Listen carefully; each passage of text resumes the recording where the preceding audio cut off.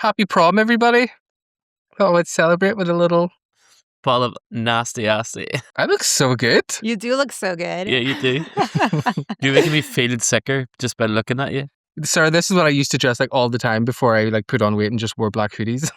But luckily you can't see from down here. I'm literally like the Michelin man because my jeans are so tight on me. It's okay. From here on up, I'm wearing sweatpants, but nobody will know. I asked Gwen if I could use her tiara and she said no. So unfortunately, this is just me without a tiara. What a bitch. Yeah. She's having a day. We'll give her some grace. Poor thing. Well, Tony's going to be celebrating over there. The rest of us. Oh, yeah. Dave with his tea, me with my water. This will be great. I just thought it was, it was apt for the prom. Apsty. I had Apsty, well done, David. And I had so much fun at Christmas and New Year's when I was drinking this with you, sir. It's only £4 in Aldi, David. No way. It's because I don't really drink anymore, like by myself. So it's like, this is like, to me, this is not drinking by myself. Tony's like, I don't drink by myself. So anytime I'm on video chat with someone, I'm like, woo, drink with other people. To be fair, that's my first drink since New Year's Eve. That's pretty good. To be fair, that's pretty good. It's February now. Right, Sarah. So, well, you know how this works. You've been here a bunch. No, this is actually my first time being here, like, with just you guys for an episode walkthrough. Oh, really? Have we not done a walkthrough with you before? Yeah, this is actually my first time ever being on any podcast without my co-host with me to like walk through an episode. So we'll just jump in. I want to wave like this because the front of my hand looks way better and blingier.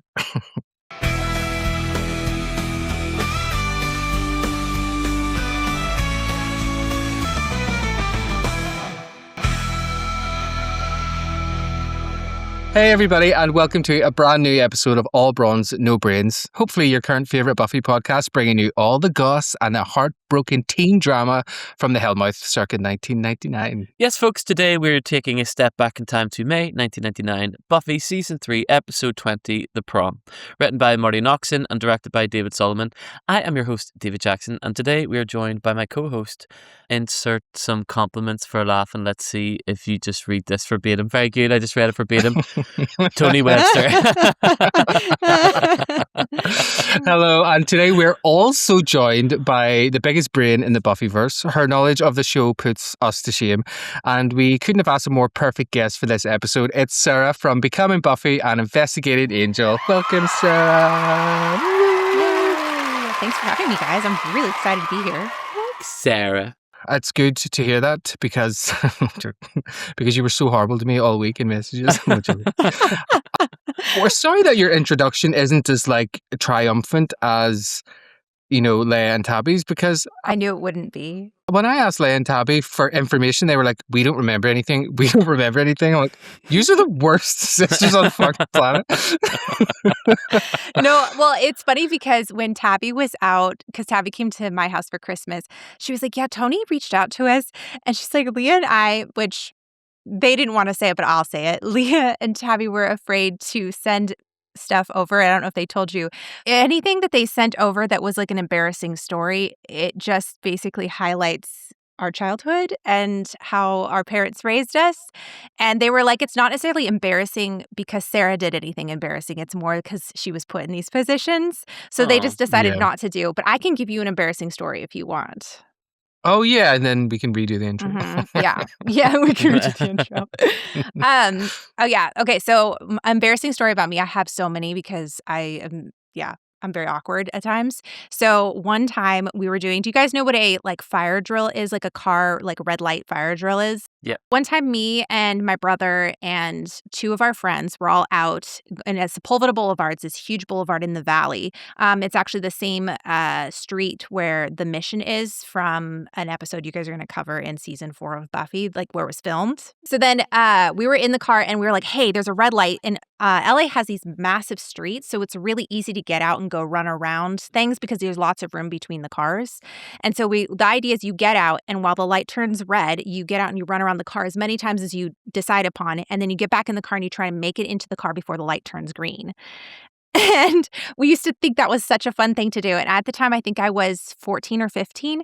So I was sitting in the passenger side in the like where the driver is in the front row. And then my brother and his friend were sitting in the back, and we had our friend that was driving. So we all get out. But the thing is this guy had a huge truck where the doors like covered like the top part of your face. And we didn't decide which direction we're going to go.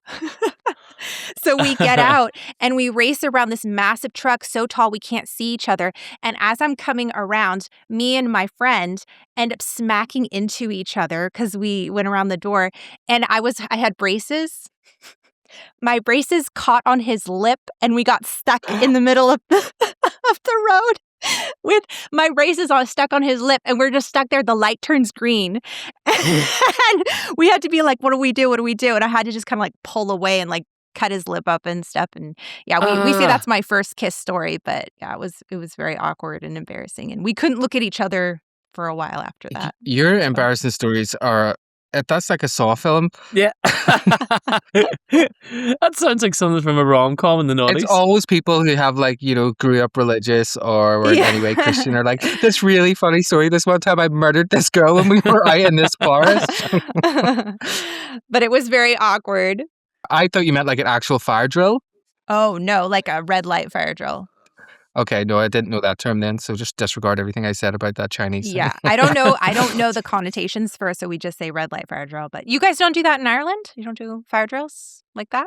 No, we have enough road traffic accidents without adding to it. Yeah, you would just get your bollocks knocked in. If somebody did that at a stop, people would just get out of the car pissed off. Yeah. Like, what do you do? Get in your car. It's too wet. My dad used to have the kind of road rage where he would get out of the car. Like, if someone like did something annoying, he would like stop the car and get out. Because he's in. Well, yeah. I'll have to beep that part out. But like technically a terrorist organization, I guess. It's like lovely. Okay, it's like Irish Al Qaeda. Al Qaeda. Well, you have your family trauma. I have my family trauma. That's why we're friends, right? Trauma all around. Well, David, take it away. Sarah is no stranger to the pod, and in fact, you can catch an exclusive interview that she did with us, interviewing us over on our Patreon at All Bronze No Brains. As per usual, before we kick off the show, we just want to bring some important things to your attention.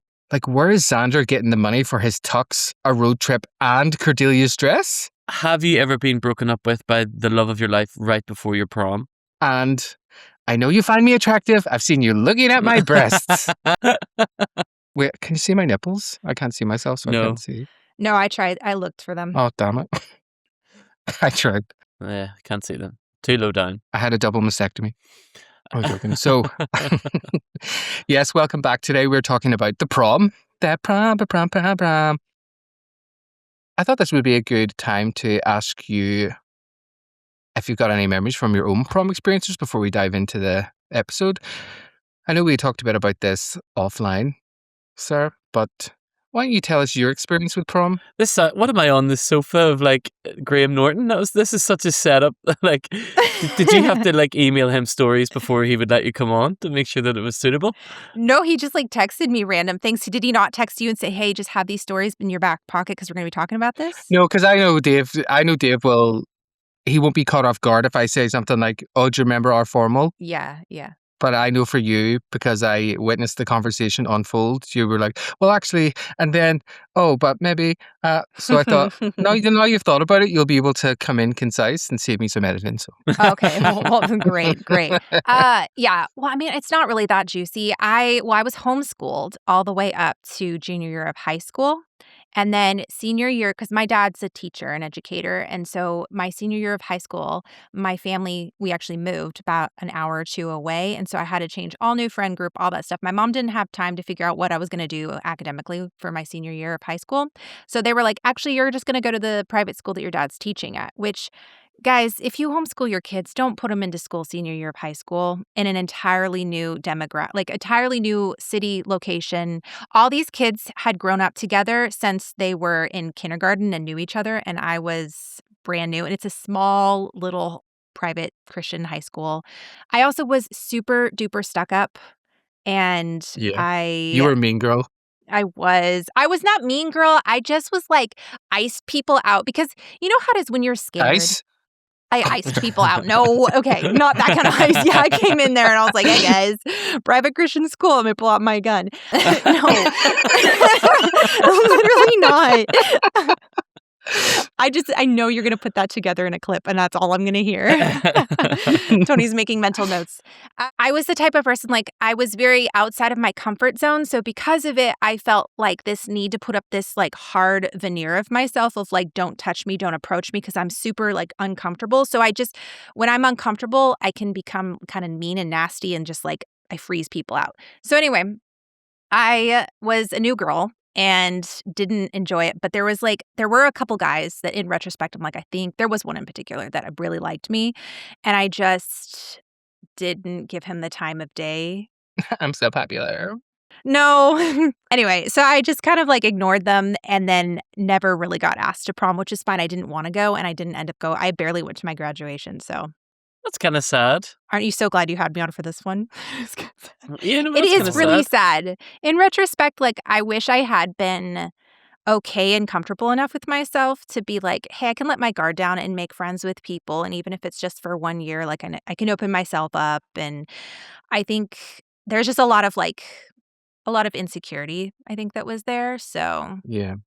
Well, but you were a teenager, and it is obviously now, in retrospect, looking back, all the things. Well, I don't think I would really change how I approached school, but sometimes when I have dreams about going back to school, I love the idea of going back as an adult and being like fully formed and not caring Sounds a about what bit people thought. pedophilic if you ask me, Tony. You want to go back to school yeah, as a full Tony's adult? dream is to go back to high school as a full No. adult. But I only fancy teachers anyway, so it's not overly. Fair enough, pedophilic. actually. Yeah, true. You don't like the young boys. I do remember, well, I appreciated in the episode that they obviously say prom all the time, except once Buffy calls it a formal, which is what we would call it in Ireland, like going to the formal. Instead of, like, if you'd said prom, you'd have got bullied, even though we all secretly wanted to be American when we were kids. But anyway. We were bringing guns to our school, so it's not all that great. So were we. It was fine. No, I'm joking. No, but I went with my friend Noreen. We both went as friends because I can't remember, her boyfriend wouldn't go with her for some reason. Aw, you're so nice, Dave. That's it, though. Always nice. We wouldn't have been friends in high school. I would have iced you out. You would have been much nicer than me. No, I would have seen that as a challenge. David and I were like the cool, like we thought we were geeks, but we were actually quite cool, and we were the mean girls of the school. Yeah, we were definitely mean girls. But I went with my friend Noreen, and it was class because there was Noreen is beautiful. So the photographs are like, I look like an absolute legend because if I ever, like, people are like, who'd you go to your form with? Like, just show them a photograph. And I made Noreen, they're like, how did you bag her? I'm like, because I'm really, obviously, just because we were friends. And we had the best time because there was none of that when people brought their boyfriends or girlfriends from outside the school. There was that awkward thing where they couldn't hang out and have It was fun. it was all about as well. Like, you knew people were planning on like either staying at the same hotel and like having sex that night, and we were just so far removed from like being sexual beings at that point. Well, maybe not me. And it was just, no, you're a dirty bitch. And it was just so much fun. I remember just having so much fun.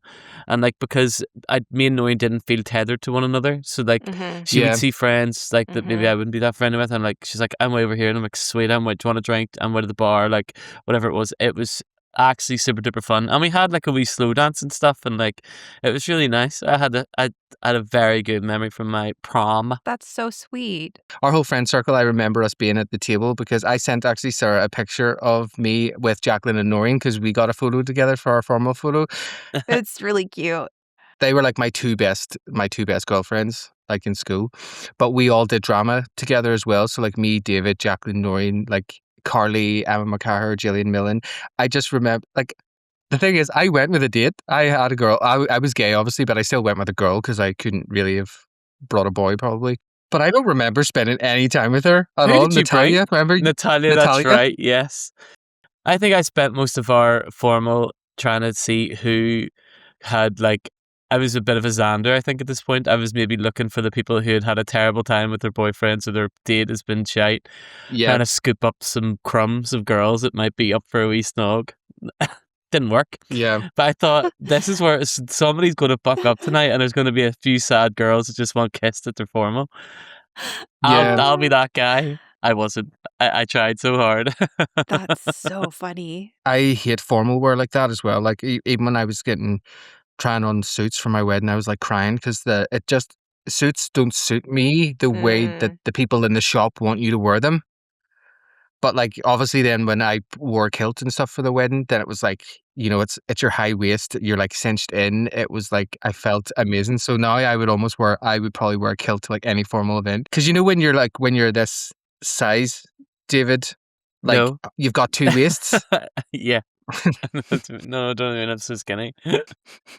Just threw you under the bus right there. Well, I knew Sarah wasn't going to get it, but you've got two waists, Yeah. and they always want to either make you be right in between, which won't work because if I was notorious for my trousers either hanging down around my arse because I didn't have a hole.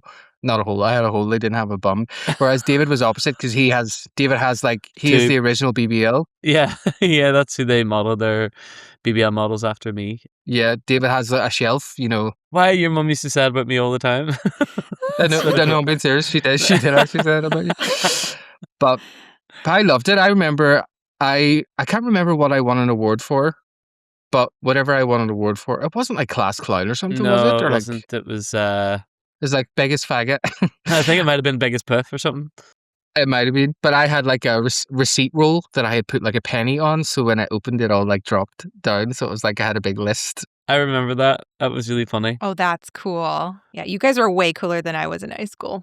Well Yeah. done. I was just fat. I looked like a lobster. That's all I can think of when I look at that picture. Your I'm like, picture, you looked really cute. I like how you told me you had pink hair. like, why did I dye my hair pink? It matched my skin. You couldn't even tell because it matched your face. Yeah. And I think one of the girls, was your tux pink or was one of the girls' dresses pink or Jacqueline's something? was pink, I think. Yeah, Jacqueline's was pink. Was Noreen's blue? It just, a little bit of better coordination there for your skin tone, I think, would have maybe helped a little I was bit. just wearing a blue suit, I think, or a black suit. I can't remember.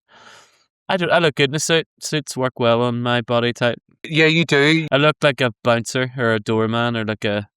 You don't. You look like a professional. Like I always think of that picture of you at Javid's wedding that I took when you were his best man. You're like sitting in the chair. And it's like one of the best pictures. Like we're a really great combo. I used that picture for a lot of profile pictures. People are like, you do not look like that anymore. You shouldn't be catfishing people with That's that photo. the worst. You do look the same. Finally get a good picture and you want to use it forever and then you realize, I don't really look like that. Yeah, that happens to me all the time. Well, David. Shall we get started? Yeah, go for it. So we have the cold open to Buffy sleeping and Angel, as usual, as you pointed out in the last pod, Tony, or not the last pod, the one before, that he's creepily watching over her. Can we just say, call back to that with Leia, and she was wrong, you were right, he always watches her sleep. You did say it, he always watches her sleeping. And she has this messy bit of hair that looks so fake that is not part of her hair, but I think maybe it is, but anyway. And as she's like waking it up and not freaked out at all that Angel's just smiling over her, she's complaining that Angel's place isn't quite girlfriend friendly and that there's like no drawers and there's obviously he says there's no mirror because obviously he just doesn't want to see stuff floating past when he's walking. Is that what would happen then? If you've seen a vampire look at themselves in a mirror like holding a bowl of cereal, would it just be a bowl of cereal? I don't know because... What if he's hiding something behind his back? I think so. No, because they don't see his clothes in the reflection, so... But that doesn't... I know it's too... Well, it'll be too... I'll look it up and I'll put in an AI answer because I'm like... I love both of you are going... I never thought about the fact that you wouldn't see their clothes. Yeah, that makes... that... Yeah. Okay. Well, don't think about it too hard. Oh! I love being the one idiot that's on this podcast asking the real serious questions of if he put the bowl behind his back, would you see it? That would make me want to have sex with a vampire in a house of mirrors just to see what it would look like. Oh, just be you. All squished and disgusting. With making your vinegar face? No, thank you. I guess I could just look at myself in the mirror for that. What do you need something else for? Did you say making your vinegar face? Yeah, I love vinegar. I know, like, never mind, I'm not doing it. There's a lady on the podcast, I'm not doing it, sorry. There's a lady. she talks about how there's no like girlfriend-friendly things, no drawers to leave her stuff if she stays for the night. It's quite funny how at the start of this episode, I did not expect it to end how it ended from where we get from the Yeah. beginning, which is like, Mm-hmm. it's a real bit of an emotional whopper, this one. I found it quite an emotional, drew a tear from my eye. Maybe for Yeah. other reasons, but definitely drew a tear from my eye. I meant to ask you actually before we got started, like what you thought kind of overall, because we haven't Mhm. spoke but since you watched it. Yeah, I thought it was incredible. It genuinely made me quite emotional. Like Did you see my video I posted on Instagram?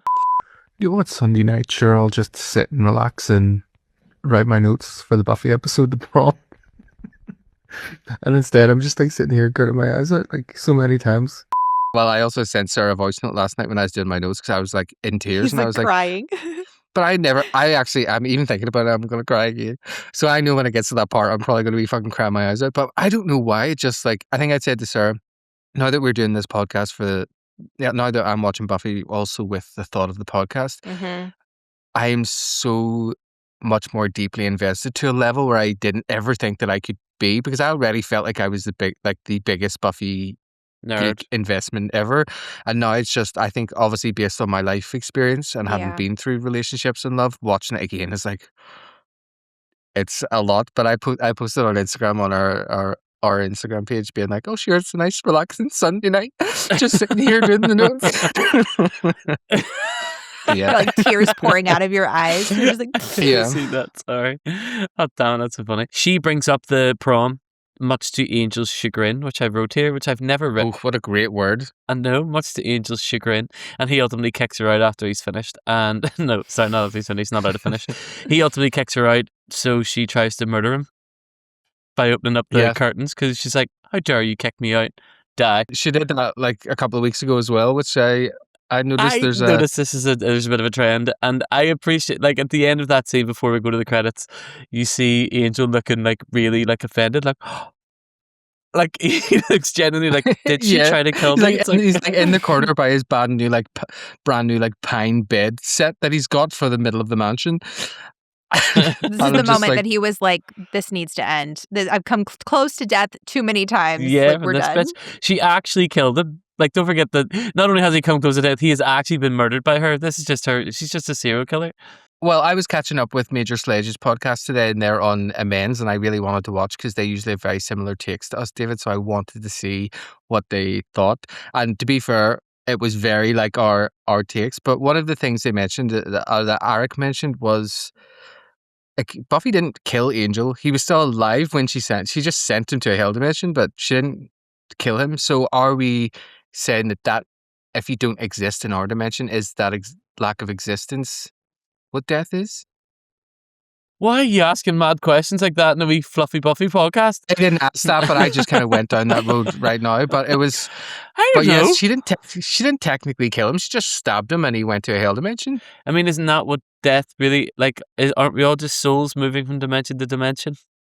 Well, that's it. So do you ever really die? No. Anyone, any thoughts on the cold open? Yes, I do, but Sarah can go first if she'd like. Do you want me to answer the serial one? The does death happen with the dimension one? Or are we talking? I'm like, whoa. Just the stuff about Buffy. Yeah, my thoughts about this cold open is so funny.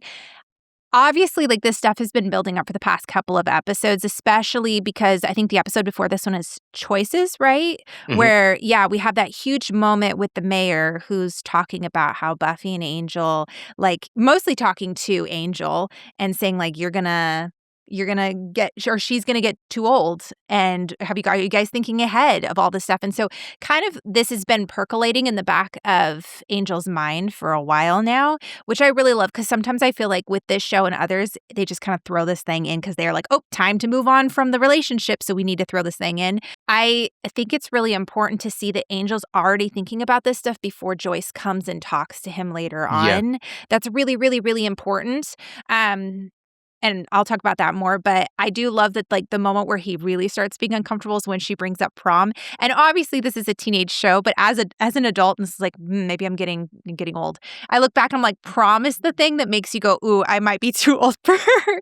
It's not, hey, putting a drawer in your house for her. It's not the fact that she's getting really invested and she's leaving stuff there. It's the fact that it was prom. And so I kind of had a little chuckle this time Yeah, around. I was like, that's very it's funny. prom. But yeah. Well, you mentioned one of the things that I was going to bring up, which was back to my argument of Angel watching Buffy sleep, where it was like, what do they say? Once is a coincidence, twice is something, three times is a pattern. So I'm like, this is at least the third time that I can recall offhand that he's done it. So suck it, Leia. Suck it. He's not just watching her sleep. He's practically like sniffing the air out of her nostrils. Which I've got to say, I am also the kind of person, like, I like my face to be close to someone's face. Like, I don't mind that kind of like that closeness in bed. And I actually, Breathing their air. Oh, I can't stand that. No. only if their breath isn't like pure rotten, but sometimes I like it, especially after drinking, they've got alcohol breath. All I can think is like, I'm just breathing in their carbon monoxide. Like, I Yeah. just don't, I need fresh air. I start to feel suffocated. My Same. husband likes to sleep like that. And I'm Yeah. like, I love you. I need space. I want to sleep in an X and I want to have fresh air. You want to sleep with an ex? No, in And an he was X. okay with this? He was all right with Gosh, this? with an X. Hey, we haven't gotten to that portion of the podcast Yeah. yet. You're gonna regret that, Dave. Buffy wakes up saying she has extreme bed hair, and I'm like, she looks like a model. They're like, Yeah. perfect makeup, perfect hair, except for that one bit that looks like, she's back home to a bit of a wig or whatever. She's like, oh my God, I look so bad. It just reminds me of, in Bridesmaids when Kristen Wiig gets up early, does her makeup, and goes back to bed. She's like, what? I just woke up. Yes. I also love that they're full on cuddling with their clothes on, because nothing screams good Christian boy and girl like cuddling with your clothes on. It's Hey, like, they were just taking a nap, apparently. That's what Angel told Joyce. yeah, a nap inside that pussy. No. I'm also curious about Angel's lease agreement on this mansion. Does he just own it because it's abandoned? He's squatting. But I can't imagine squatters getting many, like, visitors. Do you know what I mean? It's weird. I imagine the teenagers sneaking in and stuff, but it's the fact there's like a mum just showing up and like knocking the door. I mean, it's an abandoned mansion, but it's literally like in brilliant condition. I mean, they found it in brilliant condition. They didn't like do it up or anything. So it's just, yeah, anyway, we're getting too much into the minutiae, which is such a great word. Minutia. So we open after the credits outside the school with Anya randomly chatting to Xander, and Xander does a very good job of catching up the audience with who the fuck Anya is, which I really liked. A little bit of backstory Yeah. there from Xander to just be like, FYI, this is the demon girl. Another walk and talk, which I'm loving. I've only recently realized this, Sarah. Like, I love these walk and talks because I think Yes. we've had so much time, especially in season 3, Yeah. where they're just around that library table. Mhm. So anytime anyone's going from point A to B, it's almost like someone was literally like, oh, fuck, we should actually just have them walking instead of sitting around this table. Yeah. That's a good dramatic device to move a story along and show movement in the plot. Basically, Anya's asking Xander the prom, and there's a bit of like this. She's going to be quite an interesting character. I'm assuming we must get more of her because they're introducing so much of her, because she's a demon that's 1,000 years old, 1,230 or something, and also living a teenager's life with actual teenager hormones going through her body. So Yeah. it's this Mhm. weird sort of it's like, Tony, your wish would come true that you're an adult being sent into your childhood body to Oh, relive yeah. teenage years again. Not my childhood body. no. The Brucey Brogtrotter. And then she basically says that she's now experiencing being a teenager and it's Xander's fault ultimately because he cheated on Cordelia. Her going to ask Xander to be her date to the prom, knowing what Yeah. he did to Cordelia, is always just wild to me. I think it just screams how desperate she is.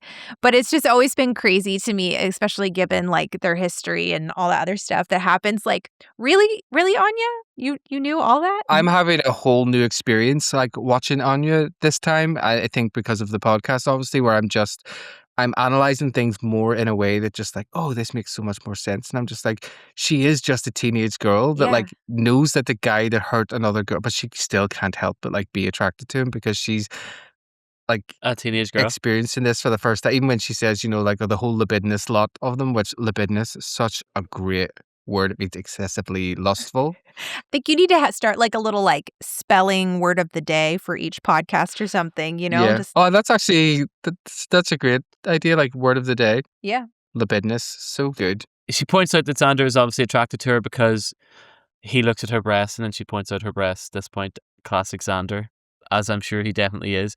And then she asks him yes or no, basically, and then we have a smash cut to Oz then. So going to prom with Anya, huh?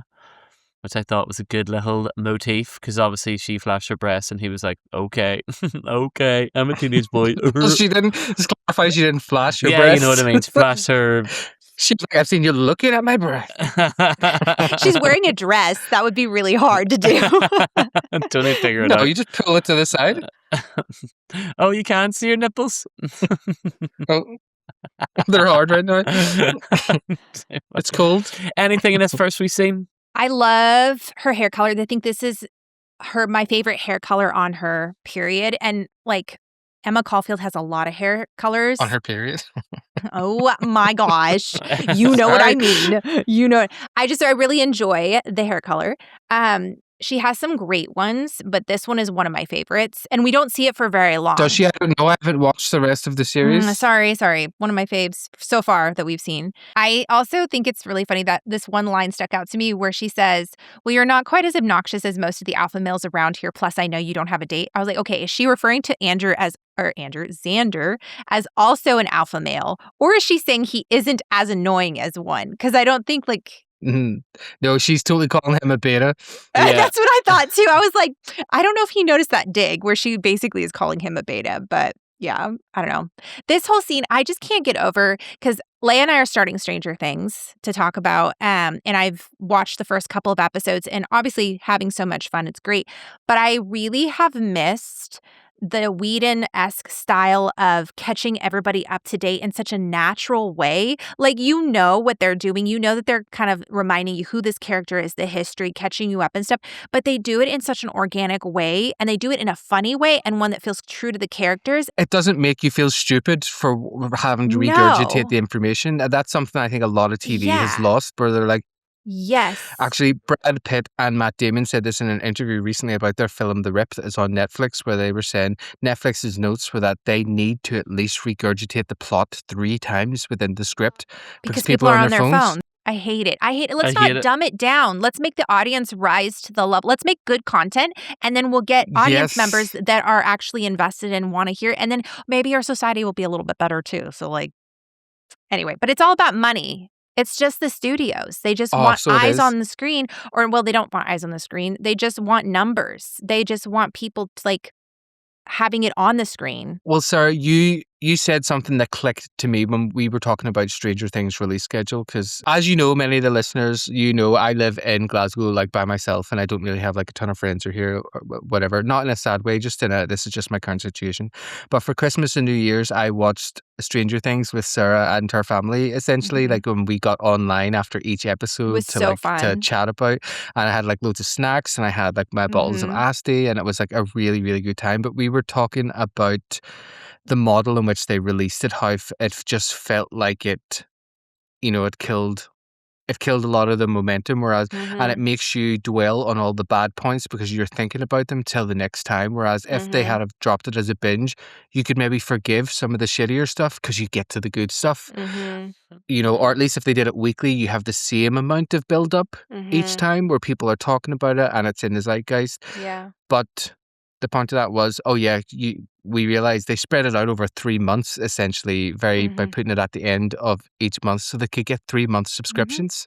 And it really is all just about having eyes on the screen and subscriptions. Bridgerton came out this month, so people be like, oh, I'll just keep mine until we get to Bridgerton. And I don't want to take away from all your time, but and I know we all agree on this, I'm just getting so frustrated by the amount of studio oversight on all parts of art, not just with TV and with movies, but with music.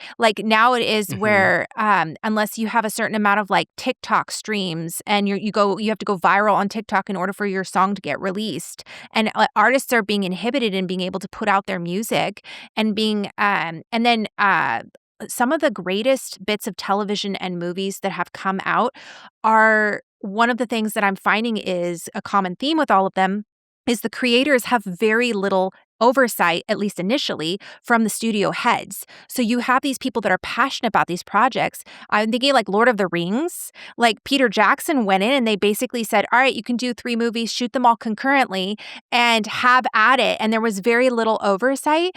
And it's just like, we're seeing so much of that with Netflix's interference and the stuff that they're creating where it's inhibiting artists and inhibiting storytellers. And we end up having just garbage stuff coming out because they don't actually care about the media or what they're telling and the medium in which it's told. They only care about, we want money, and they see dollar signs. And it's like, I don't know. I just get really angry about that. Sorry. But the cream always rises to the top. Like it will just go round at the point when it's bad television and bad. It's just not good TV. People will stop watching. So the next scene, we see the Scoobs are on a bench in a lovely tableau, as they do a good job of putting the Scoobs in a tableau. This is a question. Is he comparing Anya to being only slightly better than his own right hand? And that little scene where he's talking to his hand goes on slightly too long, and it gave me the almighty ick. There's this weird way he does this sock puppet kind of thing. It just really, I don't know why. Maybe it's just that, like, I'd taken some painkillers and went to bed as I knew I was feeling ill. And I maybe in the way I was watching it, I was like, am I just losing my mind here? Is this just really weirdly put together? No, that's what we call classic Xander. Classic Xander being a little like comparing that this fully fledged woman is only slightly better than his right hand, which I was like, ugh. And the scene finishes with Buffy awkwardly basically making a little joke about Angel losing his soul just by simply looking at the dress that she's bought because it's that nice, and then she looks slightly concerned, will he lose his soul? Because there's always that funny little teenagery Buffy thing. Quite a short scene, this one. I love that part. When Buffy's like, I got the kick dress, Angel's going to lose it. But not his soul. Not lose it. just his it. I thought that was great because it's another way in which they bring up a huge point of their relationship, which we've talked about before, which is like, and that's why I also think having Anya reference all the guys as libidinous, excessively lustful, it's really in comparison to how tame, Buffy and Angel's relationship is. And they've done a good job so far at least Buffy has, of making us think that doesn't matter. And that's why I like later when Angel brings that up, he's like, but at some point that will matter. So I like that they've just peppered these, whether intentional or not, they've just peppered these little like references to kind of relationship sexuality throughout, which I really loved. I really just loved watching this episode. Like, I'm just loving doing this podcast, David. That's good. Any thoughts on that scene, Sarah? Any thought? You can also say no if you don't have anything until later on. No, I always have thoughts. I always have so many thoughts. I also so I have all my notes from when I went through the episode on our podcast, and then I kept them all, and then I put notes from when this most recent watch. So I just have so many notes.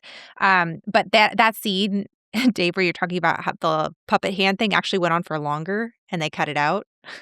It's just so I got that impression. Was he trying to, was that written or was he doing It's all written. It's all in the script. And also well done, David, because I didn't even pick up on that. I just thought it was something You about didn't the way pick it was. on that's It just creepy. went on for like. No, but I'm gay, so therefore I do think of women as exchangeable with, and or my hand. You're disgraceful. No, you don't. Fair enough. Yeah, sorry, continue, Sarah. No. Yeah, it went on for much longer, but which is just gross and disgusting. And I do have that in my notes. I'm like, ew, I just got this reference.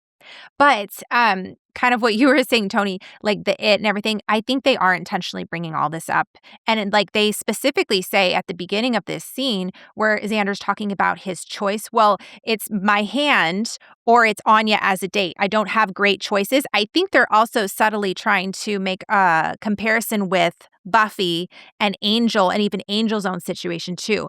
By bringing up choice, which was the title of the episode before, they're showing that Buffy does have a choice and so does Angel. And it goes back to, Lie to Me, where Buffy says, you have a choice. It's not a good choice, but you do have a choice. Like they're subtly bringing this up that Buffy's going to have to make some decisions. Sorry, I haven't listened to your episode, but I have a feeling I've maybe picked up on some of the same stuff because I've got like what we like to call a becoming Buffy moment, like later, Thank you. later in the episode. I need to go through our episodes and cut out the parts where I'm like, oh my God, hi Sarah, I'm so smart. Because anytime I think of something, No. So I reference it like anytime I think of something smart, like and rightly so. And this is why it's great for you to be here for this Yeah. episode. We just love you. Sorry, I'm probably halfway through that ball of sex. You know? So, No, oh my God. it's Oh, all I good. love you. No, just like everybody hug. Buffy. So we open. Oh, sorry. Can I just say one more thing? Nope, I'm done. I We open. do No, what did like I that just fucking that's- say? No, you can't I say any do more like- things. You had it's your important. opportunity to speak. It's Then we important. moved on to Sarah. You I were let the done with woman your speak opportunity first. to talk. I- We're all no. done. This is not your podcast. Gay people's rights. Stop trying to oppress my voice. My voice. Oppress my voice. Oh my God. They are planting the seeds of Willow's distrust and dislike of Anya here, like very subtly, where Willow is like, well, if she fucks things up, then I'm gonna bust a cap in her ass. But what I always think is funny is that Willow's hatred of Anya comes from Willow cheating with Xander.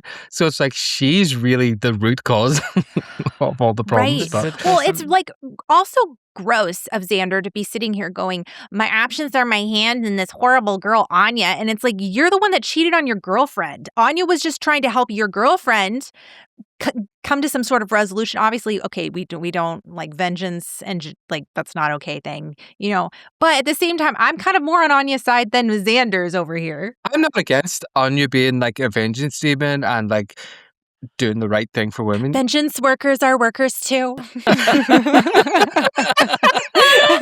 That was brilliant, Sarah. Thank you. Vengeance workers are workers too. That's so good. Right. We open. What is the word? Of transition to Angel's mansion that he's living in. That's just Angel transitions to be a woman. yeah, and Angela. Angela. I was looking for the female name of Angel. Couldn't find it. Where he finds a random notebook, and I think this is again maybe hammering home the age difference between Angel and Yeah. Buffy. When I'm like, what have you suddenly realized? Especially when did you tell me, Tony, that he first locked eyes on her, and that's when he fell in love when she was technically 15. Anyway, Yeah. and then we get that little like heart of Buffy loves Angel on her like school notebook, which actually did hammer home to me how kind of like icky this is, this whole situation. And then Joyce knocks the door and basically is like checking out Angel's place, and you can see she's doing that. And I'm like,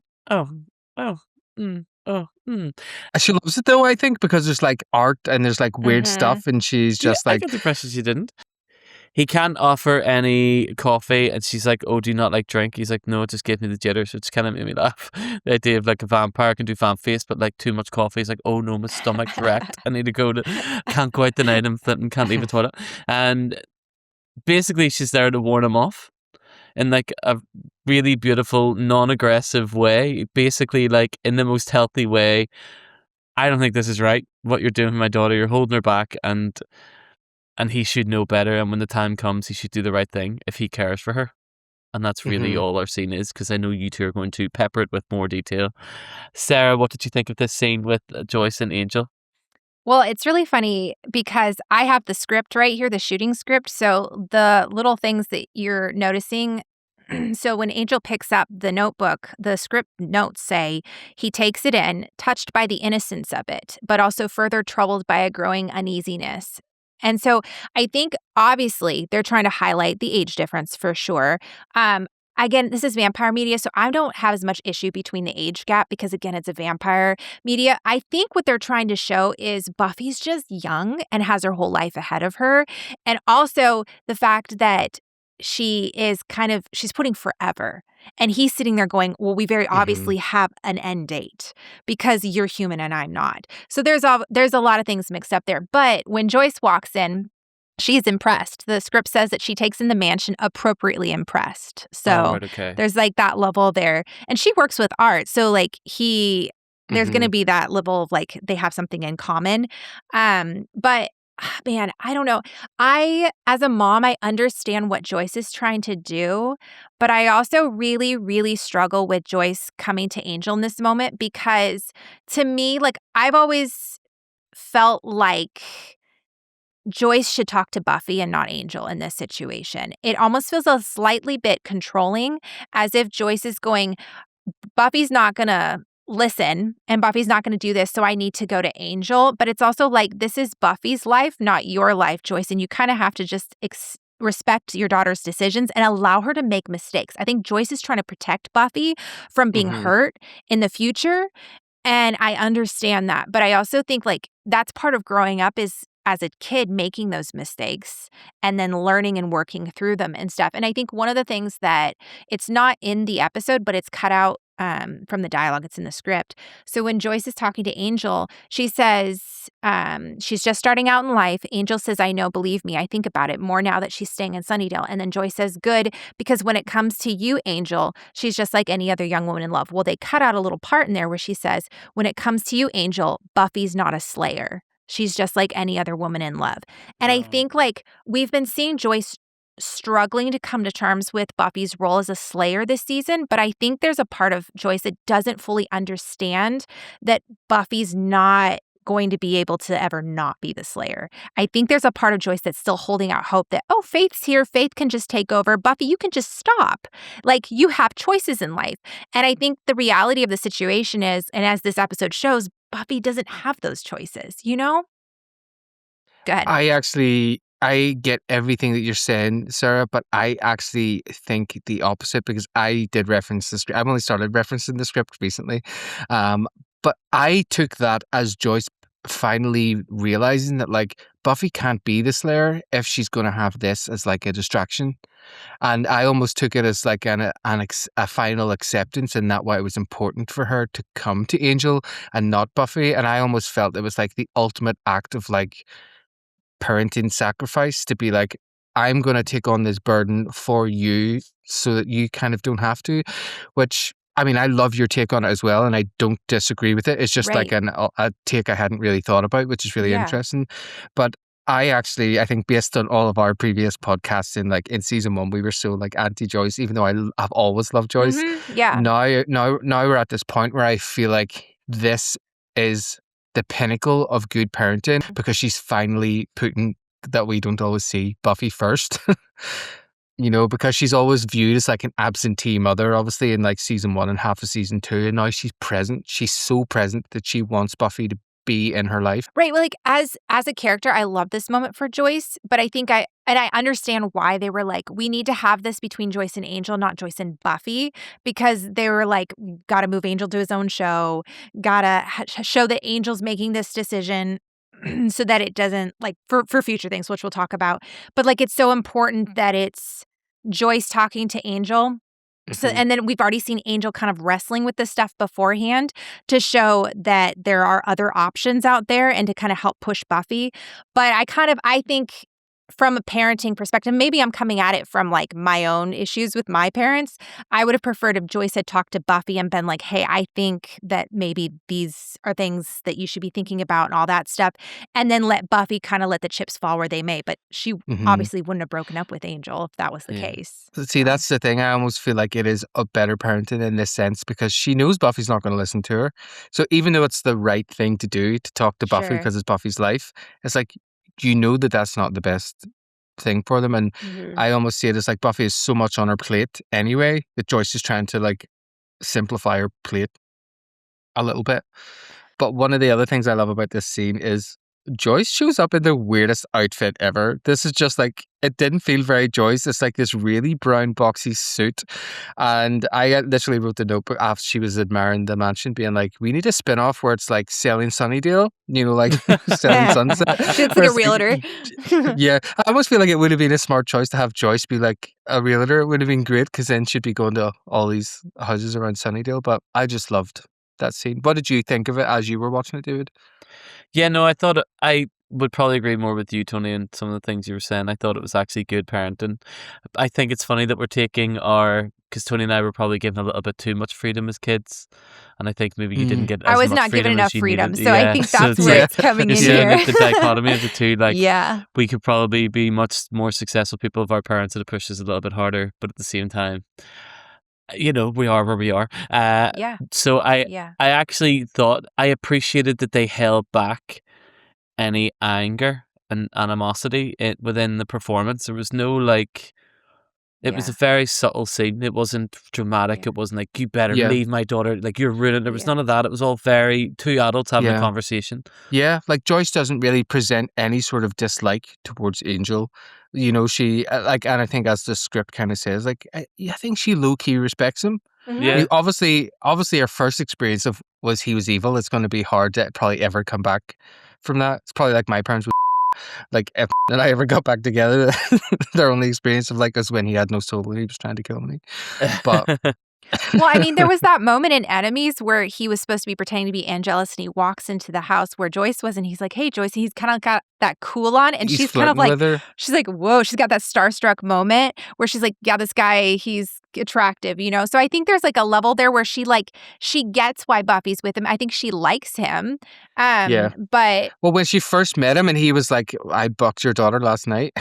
No, I bucked your daughter, but he's like, he tells her straight away. and he seems like super emotionally unstable. And yeah, I do think a big criticism of this episode that a lot of people talk about is they feel like Angel's taking Buffy's choice away by breaking up with her, which is ridiculous. We can talk about that in a minute, but I do think I wonder if a big reason why people think that is because Joyce's conversation here is a big part of why Angel breaks up with Buffy, and I think maybe people feel like, oh, Angel's taking away Buffy's choice later because they're seeing the way that Joyce is also maneuvering things. Like maybe that kind of subconsciously is influencing the way people view That's Angel. why I like that they specifically have this moment later on where Buffy Right. does say, I think realistically, I know he Yes. was right. And even Mhm. Willow reiterates that as well. So but I love one of the things that, and it doesn't happen often in Buffy, is that this conversation between Joyce and Angel, it never comes back up. It never comes back, you know, that like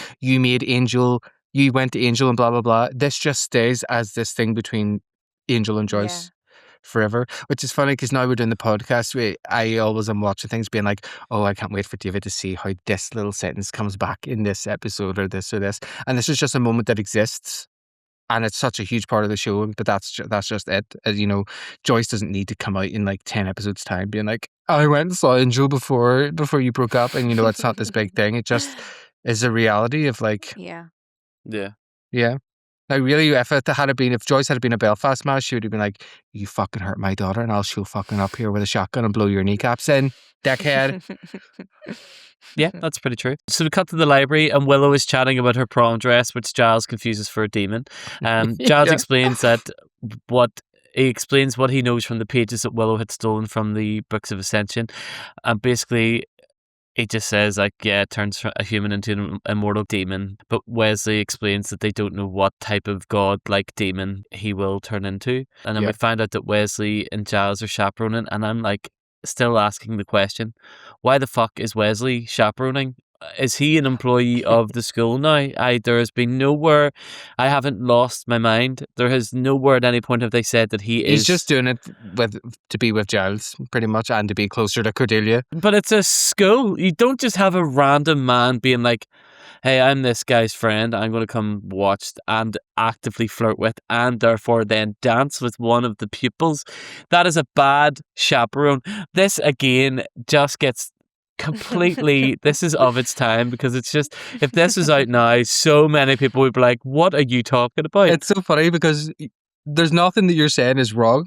It's just never a thought that I've had because I watched it when I was young. So therefore I'm like, oh, this is how Wesley's integrating into the school. It's so funny. But everything you're saying is totally right. And now as an adult, I'm like, yeah, I guess actually if you think about it like this, it is like so fucked up. But I guess that's the thing that I've only started recently thinking about as well, is that I guess you really write for your audience. And if you know your audience is mainly teenagers, you get away with so much. That's why I really enjoy doing the podcast with someone who's watching it for the first time. I think teenagers now, especially if would not be okay with that. Like there is a different generation now that exists that would not be okay. It just went off on a tangent there. But why is Wesley chaperoning when he doesn't work at the school? And then Giles makes a little bit of a fashion joke, and then Buffy sticks up for them. Basically, Giles is saying like, "Why are you all thinking about this stupid prom and the rest of life and all stuff?" And Buffy, she basically sticks up for them, saying like they deserve fun, even though we live in this hellmouth where all this shit stuff happens. Like,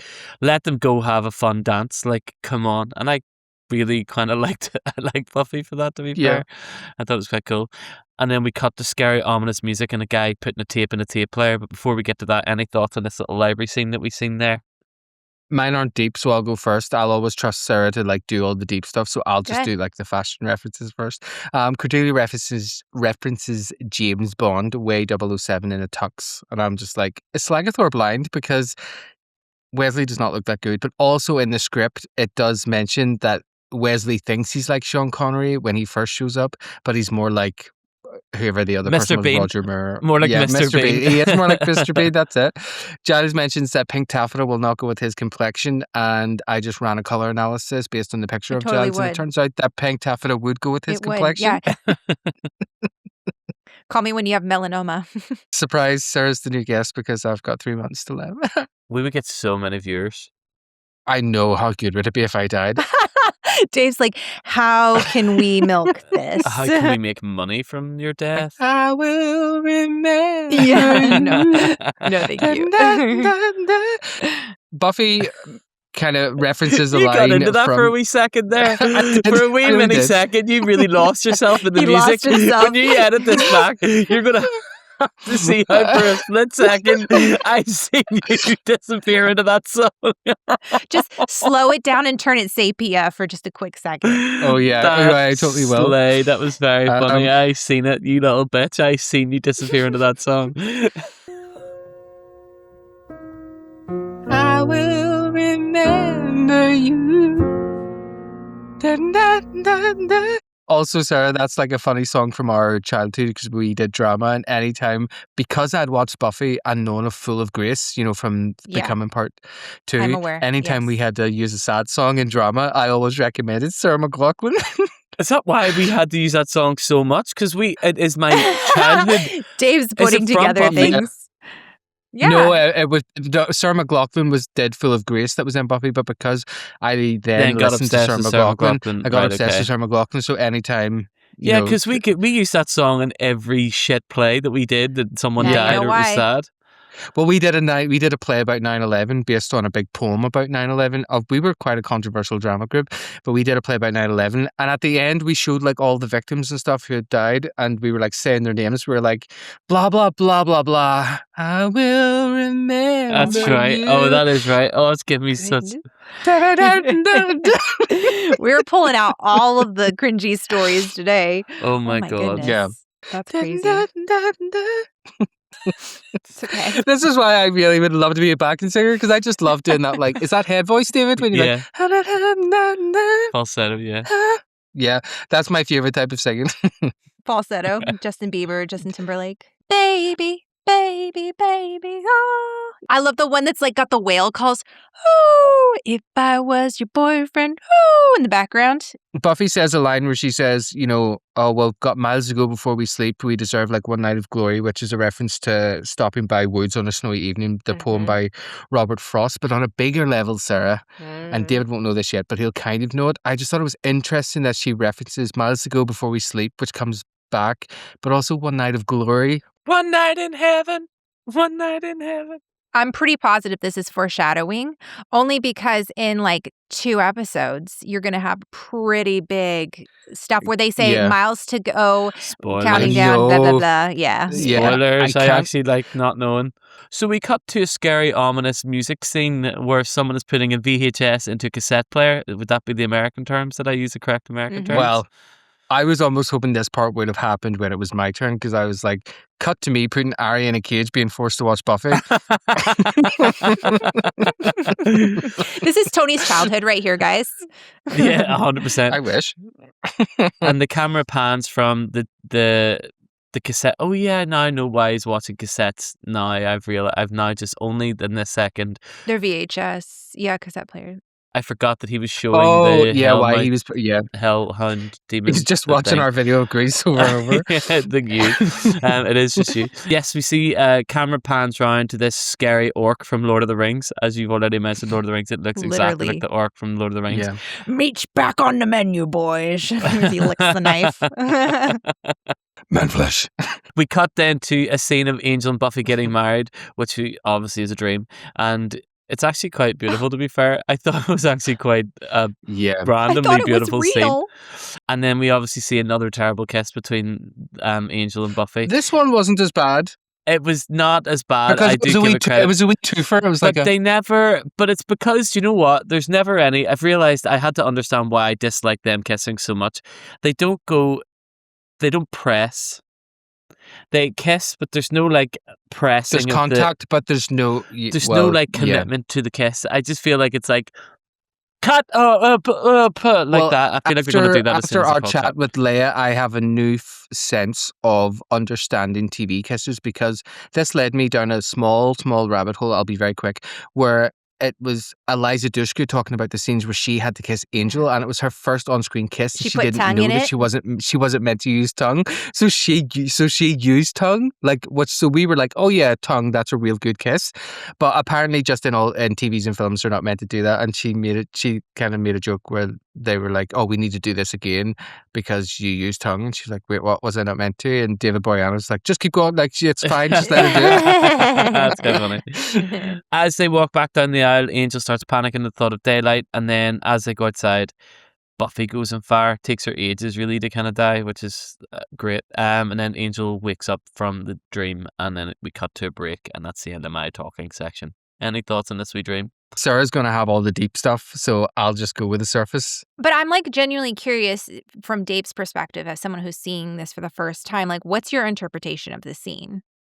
I just assumed that he's just going to cause her death or something, or like it'll be his fault that she's going to die, or like Sure. if he stays with her, she's ultimately going to have an unhappy life, or that's kind of I didn't really read too much into it, to be honest with you. Sometimes I just let it sit in social zeitgeist, and then later on I might be like, oh, I can see how that's calling back to that scene or that dream. I don't know if it's prophetic. Didn't feel prophetic, but what the fuck do I know? I haven't seen the rest of the series. Oh, true. Buffy has wee hands, and I was like, I think Buffy's my hand twin, because our wee hands looked so similar. Just when I was looking at them, I was like, when Joey thinks he's found his hand twin, I was like, my hand is your hand, your hand is mine. Angel and Buffy just look incredible here. Buffy's wearing a Vera Wang dress, and Sarah Michelle Gellar loved this dress so much that in real life for her wedding in 2002, she wore a custom Vera Wang dress, which I thought was great. I love the way they build the tension through this scene with the music, because like we obviously are led into thinking like Angel's going to burst into flames, blah, blah, blah, but Buffy's the one who burst into flames. And I think that effect is actually just really, it's distressing and really horrible to look at. It was done very well for a show that doesn't have the best CGI going. It was pretty good.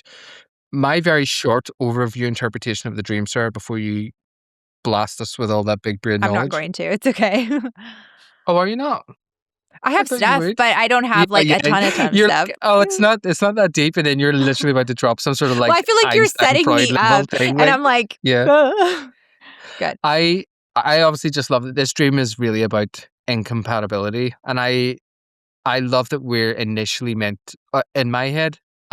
I believe that this is a Buffy dream, not an Angel dream, because we're often led to believe it's the women that dream about getting married, especially with the way Buffy's headset is. So I was pleasantly surprised when the dream ended, and not pleasantly surprised based on how it ended, but I was surprised it was Angel's dream. I love the fact that it's in a church, because I think it's a kind of callback to Angel's life as probably a staunch Catholic in Ireland, that these are values that he would actually kind of believe in, so that he would be married in a church. And I think there's a sadness in the fact that these are values that he believes in but can't fully access because he's a demon with a soul. And I interpret his dream to basically be that his presence in her life will only ultimately lead to her death, and not the other way. She's the slayer, but he's the one that brings her death. I just thought it was a really interesting juxtaposition. Yeah. Yeah. I mean, I don't really have anything super profound, but I thought it was really interesting that we're seeing all these things from Buffy writing Buffy and Angel Forever and stuff, and we're seeing his reactions and responses to it as this sadness and like Dave was talking about, oh, she's really young. I think there's a tendency to sometimes think, oh, he's so much older. He's looking at it like, wow, this is really childish. But then it's his dream, and we see that he wants that too. He wants there to be a forever. Yeah. He wants them to be together. But I love how the moment where they're walking down the aisle, she's just looking ahead at their future. She's so excited. And he looks around, and you have this moment where he looks at the stained glass windows that have the saints in them. And there's this choir that starts, this men's choir, and almost this gravitas that happens where he can't enjoy the future because he's too weighed down by the sins of his past and by everything that's happening in that moment. It's he sees the end, but he's like, is that flame, are those flames for me? What's going to happen? And then he gets out there, and then it's not him that's going to light up. And you can tell, like, he's waiting to combust into flames. He expects it to happen. I think Angel lives his life expecting to have damnation at the end, expecting that he's not going to have an eternal reward. And this journey through the church, it's almost like the life on earth. And then he's expecting at the end of that to have, hell or whatever comes after that. I don't have anything profound to say. No, but I just think it's interesting how he's like, I'm expecting this, but then he gets out there and it's Buffy that's on fire. Like, this girl is on fire. And that's what kind of realizes that's his moment of realization that, like, I can't go through with this because it's not myself that I'm worried about. It's Buffy. So I just think that, like, it's such a short little blip of a scene, but they say so much about Angel's headspace and how he's viewing life. And I think when people are like, oh my gosh, he's taking away Buffy's choice, it's like the show does a really good job of setting up why Angel's doing this. Like, it's not selfishly motivated, and he still has every right to walk away and go, I don't think I could live with myself if that was to happen. If I were to be the cause of Buffy's death, like, I'm walking away now for her own good, but also for my own self, in that, like, I can't live with that. So I don't know. I just find it very profound, and I don't know. I just love that character. Also, like, as a vampire, his whole life is about being dead, and Yeah. all he brings is death. And I also just love the fact that in this scene, in Angel's dream of them being married, it's just them. He's not concerned with, like, the guests or the ceremony or all of that. It's all about him and Buffy. Yeah. And that's why I love that kind of switcheroo of, like I wouldn't have thought this was Angel's dream initially, because we're obviously taught to believe that it's only women that are, think about their weddings, like, in that way. So I love, like, what you said of, like, this is Angel's dream. His dream is to be with Buffy forever, but their life would be like that walk down the aisle, this trepidation of, like, but where is it going to end up? And it ultimately ends in the death of Buffy. Oh my God, I'm so smart, Sarah, because you're on this podcast. Good job, Tony. But yeah, and then we're into Act 2, which is my turn. So hold on, let me wet my whistle. Hate that term. We cut to the sewers, and Buffy and Angel are just digging through shit looking for the vampires of Sunnydale. Buffy's being a typical teenage girl. She's all excited for the prom, talks about how Angel needs a tux, and he doesn't want to talk about it. Obviously, we've just seen his dream. But Buffy's like, it reminds me of, like, when girls are like, fine, that's okay, I just won't talk. And then it's like, ... Well, I just think it's funny that it just reminded me of that, where it's like, I won't say anything. And I love that she even calls him, like, because she's being grumpy, she calls him, like, okay, Giles, I'll just be quiet. Right then, the vampire jumps down and Buffy's like, ain't nobody got time for that. Yeah. When she stakes him. And I do love that this is something that Buffy continues to do, is where they frame these vampires of, like, annoyances that are just in the way of normal life. So I really love the more that they kind of do that. So she gets rid of that annoyance, stakes him. Angel's being off with her. He tells her they need to talk, but this is not the right time, which is like, this is one of my biggest pet peeves on the fucking planet. See, when someone says to you, like, we really need to talk, but, like, we'll do it, like, tomorrow or the next day. Oh, no. If you're going to tell me this, we're doing it right now. We're doing it right now. Oh, great. Well, I can't wait. I can't wait to just sit here and, like, fester and not be able to sleep and just be like, okay, Absolutely talk not. to you then. Yeah. It's just, like, Agreed. my biggest fucking pet peeve. But Buffy pushes him to speak, and Angel is like, sorry, there's a lot of, like, this is a scene that's hard to, like, summarize shortly because it's the big scene. So I'll just kind of go through it all, and then we'll have a big chat. Then we'll cry So after. Angel says he's been thinking about their future, and he thinks that it's unfair for them to stay together. Unfair to her, not to him. We do notice at this point during the breakup, Angel doesn't mention himself once. He's really thinking about what is best for her. She asks if it's because of the mirror, but Angel says that the mirror was actually right, which is very similar to something Leia said when we were talking, is that the mirror uses truth to upset people and not lies. And this is obviously, we're seeing the effect of that from the last episode. Angel tells Buffy she deserves more than demons and darkness. She deserves someone who can, like, take her to Starbucks and go to the cinema, and someone who can bounce chick on wow. And he mentions children, and Buffy's like, children? can you say jumping the gun? I killed my goldfish. Which I just love that little bit of humor, like in this scene. And her boyfriend, but we never really talk about that. Yeah. I killed my boyfriend. Angel tells her sooner or later she's going to want a normal life. And this is when, obviously, Angel just reference, sex being a part of a normal relationship. And she's like, I don't care about any of that stuff. He's like, but sooner or later you will. And then Angel says, you deserve a relationship, not this freak show. Mm. And poor Buffy looks so hurt. This is when my eyes start to water up when I'm watching it too. He apologizes and stops Buffy as she's leaving. And she tells him that she's thought about this already. And she gets kind of angry. Angel tells Buffy that he's thinking with his head, not his heart. And she responds angrily. She's like, heart? You have a heart? Is your heart even beating? And she says that she can't help that she loves him. She's never going to change. And she says, I want my life to be with you. And Angel says, I'm going to cry. Angel says, I don't. And as if that wasn't bad enough, when Buffy asks, well, how am I meant to stay away from you? He tells her, I've got my own show now, chick, so I'm going to be leaving town. Sorry. Sorry about it. He says he's going to leave town when everything's finished with the mayor and Faith. Buffy asks him where, and it just felt like such a real part of a breakup, like that's her thing, like, where are you going to go? And she asks, is this really happening? We fade to nighttime. There's a full moon over Sunnydale. Buffy's sitting outside on the window of her wee roof, and I was just like, imagine the neighbours. Imagine neighbours being like, someone's just fucking sitting up in that roof over there. I used to do that in one of my houses. I used to sit out on the roof. Kelly used to do that in our house, but she used it as a way to run away because there was a roof underneath her bedroom window, so she would jump down in that and run away. I'm so scared of heights, but I just did it to be really cool and a cool teenager. But you were being Buffy, dealing with none of your breakups. I probably was dealing with a breakup at the time, yeah. Oh. The score here is brilliant. We see Angel at the mansion. What do you guys think about this scene? This is a wonderful scene. It was really well acted. I thought it was so emotional. I have gone through a breakup before where I had to get the person to break up with me because I could tell that they were in love with someone else, and they're now actually currently married to that person with a child, so I was right, which I appreciate. But I'm a nice person, so I remember this person was like, oh, I was just like, you need to break up with me. I can tell that the reason to be with me isn't just because you can't find a real reason not to, when it should be you want to be with someone else, which is a perfectly valid reason, not just you'll do. And I also don't want to be pitied like that. So it just made me really appreciate that it was very well acted, very subtly done.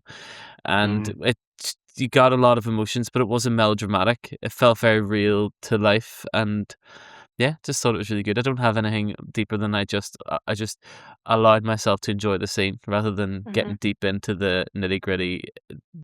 Big old titty. This is when Buffy reveals that she thinks that he's right in the long run, and Willow agrees with her and saying it must feel horrible. And Buffy says, I'm going to cry. I think horrible's about to come, but right now I'm just trying so hard to keep from dying. Oh my gosh. And she just breaks down in Willow's lap and she's crying so hard. And she's just like, I can't breathe. I feel like I can't breathe. And it was just like, oh, my heart just broke because it felt so like, I'm one of those criers as well where I'm like, like I can't breathe. Like I get so consumed with sadness and the crying that I can't breathe. So we cut away again and we see this crazy rabid dog that we later learn is a Hellhound, aka my dog Anya, and it's going absolutely berserk in the cage. And presumably it's because like someone's opened a packet of crisps in another room, because that's the only thing that dogs go absolutely fucking berserk for. We see that little flimsy Amazon cage break and the Hellhound escapes. So we cut to the city centre, Sunnydale city centre. It's one street, it's town centre. Xander is once again spying through the window of this dress shop, April Fool's, that he just seems to love to do. And he spies Cordelia holding up the same dress from last week, daydreaming about wearing it. He goes into the shop, obviously, to ask her why it's taken her so long to pick this dress. And she jokes, saying she's considering things more carefully these days because she doesn't want to get stuck with another dud. Xander says the dress positively screams nympho, which I just thought was such a funny slagging, because just like an intellectual slagging. Cordelia's colleague Rhonda comes over and it's like, Cordelia, stop goofing about. Miss Finkel so has it in for you. Oh my God. You're like, shh. We get the reveal that Cordelia works there because she's trying to buy that dress for prom. And when Xander asks why, he's like, don't you have all the dresses? she's like, nope, got nothing, got no dresses, no cell phone, no car. Everything's been taken away because daddy made a little mistake in his taxes for the last 12 years. She's like, I'm broke.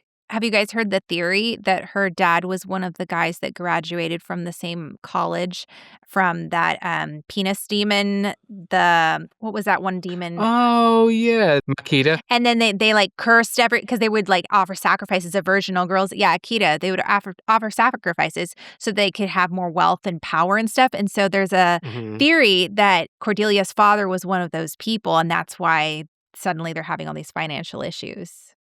Interesting theory, but I totally don't believe it, because if he's been fudging his taxes for 12 years, he would have had the problems before. Or Akita was just protecting them, and then boom, all that stuff happened, and now the IRS suddenly found it. Makita with an M. Magic. Makita with an M. But also we know that the effects of Makita being killed happen quite instantly, because the next day they're reading in the paper that like all these men threw themselves out the windows of their boardroom. So wrong. That's definitely one of those where I'm like, this is where the fans are just being mental at this point, but whatever. Yes. Wow, guys, I actually wrote that fan theory. You're just haters. Oh, okay. There we go. She can't go to any of the colleges that accepted her, and she can't stay at home because she no longer has one. Xander is shocked, and Cordelia goes off on one saying, oh, I bet you're going to go and tell everyone now how Cordelia finally got what she deserved. And she's like, oh, and don't forget, I have to wear a name tag. Right then, one of those hellhounds breaks through the window.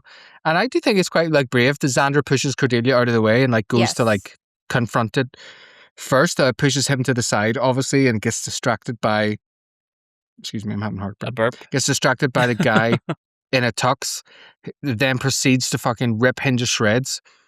And as the thing runs away and out the window, we see a mysterious man outside the shop window with some weird Xbox controller in his hand. I will say there's many things to say about Xander, but he's brave. Like that is the one thing that he consistently is just very brave. I found my notes about the Hellhounds, by the way, which okay, great. You know, you can tag that in if you want to. Okay, but they're an interesting choice for the Monster of the Week for this episode in particular, because in mythology, they're known as the guardians of graveyards and of the underworld. They're often an omen of death, which is kind of an interesting thing with Buffy or Angel's dream of Buffy dying.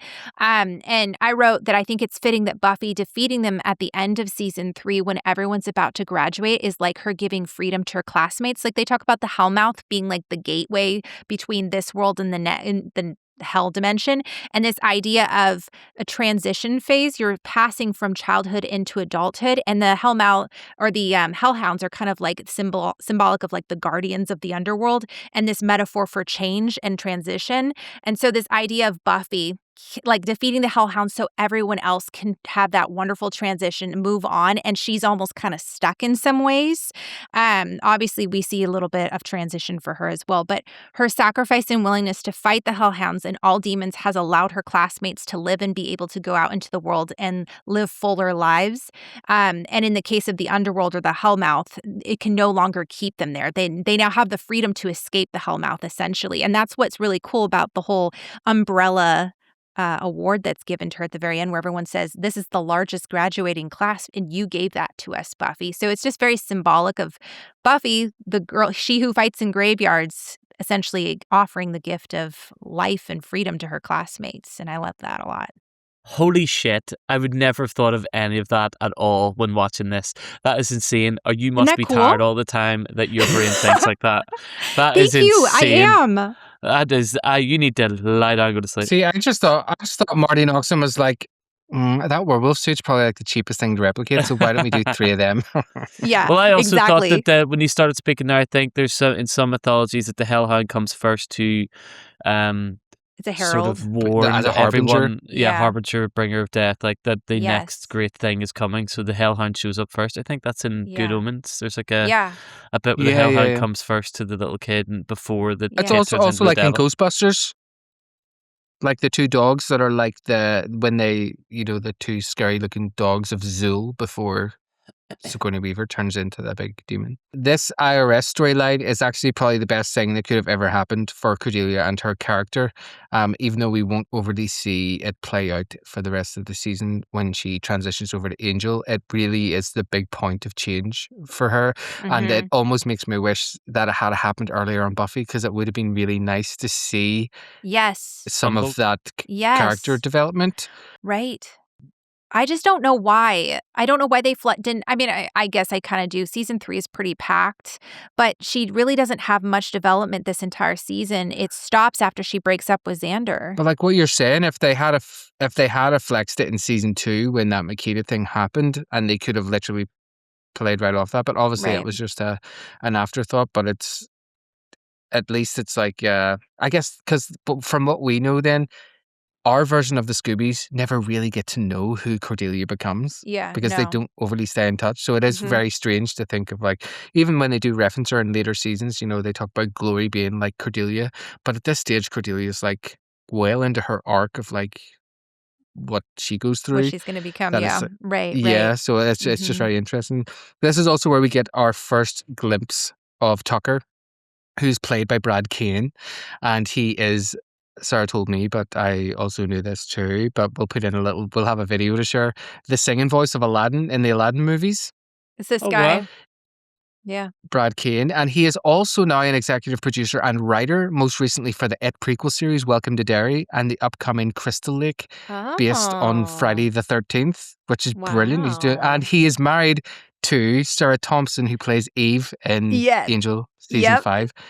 Now, I reached out to Brad to ask if he would be available to have a chat about his role in this, but obviously it was very last minute, and he's a very busy man, but he did send us a message back. He says, I really appreciate you reaching out. Buffy is such a wonderful memory I have from long ago. Your podcast sounds fantastic. Very swamped with work, but best of luck with it. Had the best time on Buffy. And I was like, wow, he sounds so nice. yeah, it was so nice of him just to even like write back. Yeah. Sounds so nice. We cut to the library. The gang are watching CCTV footage of the Hellhound attack. This TV on the stand just gave me pure flashbacks to school whenever the teachers would bring in that little cart that had the TV on it, and you knew you were in for a good day because you were going to be watching a tape instead of doing work.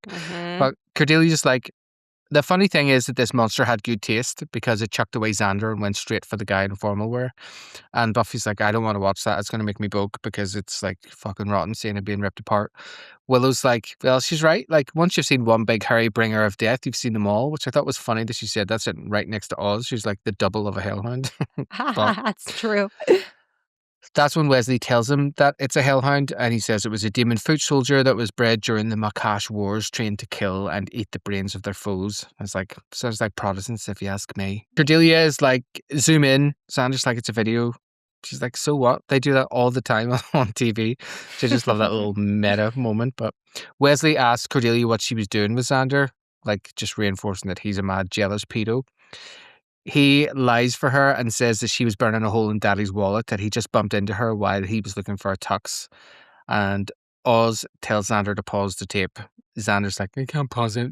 But then he realizes he can pause it. Oz says pause, which is Oz says pause. Try saying that 10 times. Well, we cut to the yearbook. The guy is Tucker Wells, and they're wondering what's happened to him to make him turn into such a fucking mad psycho. Xander asks Buffy how she's doing, and she still seems a bit despondent, as one does after a breakup, and he tells her that her impression of an inanimate object is really coming along, and she's like, thank you. Willow hacks into Tucker's email. She clearly has no regard for, GDPR or any Privacy. of the laws. Like, where is Willow nowadays? Like, release the Epstein files. Amen. They see that Tucker recently sent a message to another school student saying that Sunnydale High lemmings have no idea what awaits them. Their big night will be their last. So that's when they piece together all the info that there's a threat against the students and a hellhound that has been trained to attack people in Formalwear. Xander says something funny. He's like, why do you even bother buying tickets to these things? Willow wonders if she can return her dress, and that's when Buffy wakes up from her breakup coma to say, don't you dare. She tells him, you guys are going to have a good prom. I'm going to give you a nice, fun, normal evening, even if I have to kill every single person on the face of the planet to do it. Yay. And this is kind of like, there's a little trend here where I've noticed like season 3 is a big a repeat storyline thing. It's almost like when they broke it down in the writer's room, a couple of writers have taken the same things. We talked about it in our Doppelgangland episode The because we were necklace. saying the necklace, it's very similar to Bad Girls. It's all about the baddie trying to get their necklace back so that they can be made Yeah. whole. And then this is like, there's another mass attack going to be on the students. So we've had like mass student attacks, mass necklaces, no más, por favor. Thoughts on this scene? It was fun. It's a fun scene, yeah. I quite like seeing the sporadic difference between Buffy when she's just wallowing versus when she can do some action. I love that, like when you can actually do something rather than just sitting in the wallow. Quite like that. I like that Sandra stuck up for Cordelia. Like, didn't tell them the secret of the fact that she's broke ass bitch. She's a tramp. Yeah, I just thought it was a nice she's a tramp. I just thought it was a nice scene. Like, I like the Scooby scenes. They're just like, oh, they all just are interplaying and acting with each other really well. Even Wesley's been a good addition to the cast. So I just really enjoyed this. Sarah. Yeah, I mean, I just love how unique each person's voice is. Like, I would feel like as a writer, I probably would have a hard time writing specifically for each character and making it sound like something they would say, especially when I have like a plot I'm trying to progress. It would be so easy to just like, all right, we're going to have Willow say this because she can, like, the actress can say her lines really well. But the way that they have everybody bouncing off of each other, they're still progressing the storyline, but you still see each person's personality coming out. Like, I haven't watched a Buffy episode in a while, but I keep coming back and being like, this show is just so well written. Like, it's really enjoyable as you're having good acting being shown at the same time. Like, it's just fantastic and I love it. That's all I have to say. And again, this is an episode where Sandra does a lot of great things. Yeah, and he's funny. Like he's himself. He's Xander, but he's still funny. Like the whole yay at the very end just made me crack up because like you're sitting there and you're like, that's really sweet, Buffy, but I also get the sense that you're not in the greatest headspace, so I don't know if this is a thing to be encouraging or not. Buffy sends Wesley to Tucker's house and he can take Cordelia, as he was about to ask anyway. As he says something like, it's probably not safe to go alone. It's like, you could take Cordelia, you creep. Oz and Willow are told to go to track down David Metz. Sanders told to go to the magic shop for the Hellhound details. Although we see a little point here where like he hears about going to the magic shop and Sanders sort of has... it's acted in the way that he has the idea that he wants to go to the magic shop, which we see later on pays off. I'm only realizing now as I'm describing the scene that that's I feel like a choice. He wanted that so he could go and pay off the dress, which is very sweet. Now I'm realizing that was dropped in early on in that scene. Giles is wanting to investigate the brain cells because obviously they're going to have to be feeding the Hellhound somehow. And we cut to the butcher's where Buffy gets an address for Tucker, is it? And we see Angel buying dinner. Angel asks how she is. Getting takeout. Yeah, he's getting some takeaway. It did look like a takeaway bag. Buffy asks how she is. She's like, yeah, I'm sweet. And then it's like, she tells him not to pity her. He says that he misses her. And she's like, nah, you don't get to say that. And nah. And I quite like this. Anyway, Buffy tells him that she's going to stag and she will kill the hound for the good of everybody and Angel basically by the end of the scene keeps offering his help with this really pitying voice that he puts on the whole time, like, you okay, baby girl, like that. And she's like, nah, I'm okay, thank you. Stick your fucking help up your arse. And that's it really before we cut to the clothes shop. Anything in those few scenes with Buffy telling them what to do and then also going to the butcher's? I love when Buffy goes into plan and conquer mode, like when she has ideas and she's got plans. It just really enforces, I think, her natural leadership ability, which, despite the fact that Giles always seems to question her whenever she comes to him first with something that she thinks is right, it's just good to see her like step up and take it. It's also part of the impending graduation. We're seeing Buffy start to graduate in all areas of her life from... But I think that the breakup has been a big catalyst for Buffy coming into her own, which was obviously the intention. Xander says something about he goes to the magic shop to see if someone's been stocking up on like things to make Hellhound sausages, and he's like, I hear those hounds will do anything for a tasty treat, as he walks away, but like it's completely ADR'd because his lips aren't moving as he walks away. I just thought it was quite funny. When we cut to the abattoir, I just was, obviously, because we do this podcast, was thinking about the abattoir and abattoir etiquette and if you can walk through and all of that. So I reached out to our friend Lisa, David, whose dad owns an abattoir. That's right. And I sent her the pictures from this scene and asked her if they were accurate. And we can hear what Lisa said now. No, oh my God, that is so like reality. That's what my dad wears, a hard hat, because the metal hooks can hit you in the head that they hang the animals on, and the animals are hung exactly like that. And you can buy blood. Not one bit of the animal's wasted. Like, it's the only like blessing when you feel like, oh, it's such a sad thing, got to kill animals, but like, because it's such an old-fashioned trade, like not one bit of the animal is wasted unless it's got like a bruise on it or an abscess, which you don't know until you cut into the animal. Like, none of the animal gets thrown away. So I think the brains get made into dog food and stuff. I'll double check my dad, but the blood gets made into like your black pudding and other types of like food, but definitely black pudding. Like, loads of people buy blood, it all gets dripped into buckets. It sounds disgusting, but those pictures are bang on. That's literally what my dad looked like. See that like blue shirt that he wears underneath that white outfit, that white overall? My dad wears white overalls. The blue shirts, like I used to have to iron my dad's shirts for pocket money, and they all stunk of blood because like you can't get rid of the smell. You know, those pictures are bang on exactly what it's like in an abattoir. Even the plastic curtains, there's plastic curtains hanging because like you can't contaminate anything. So obviously plastics, everything gets pressure washed. So like it's basically a freezer that they work in, and the cows are hanging like that from a metal hook to get all the muscles tense. Like they couldn't be. That's literally what my dad looked like. Apart from his hard hat was white. There's no masks apart from in COVID times. But yeah, that's exactly what my dad looked like. That's hilarious. There is a truck outside behind Angel that says, "You can't beat Moe's meat." And I'm like, what about it?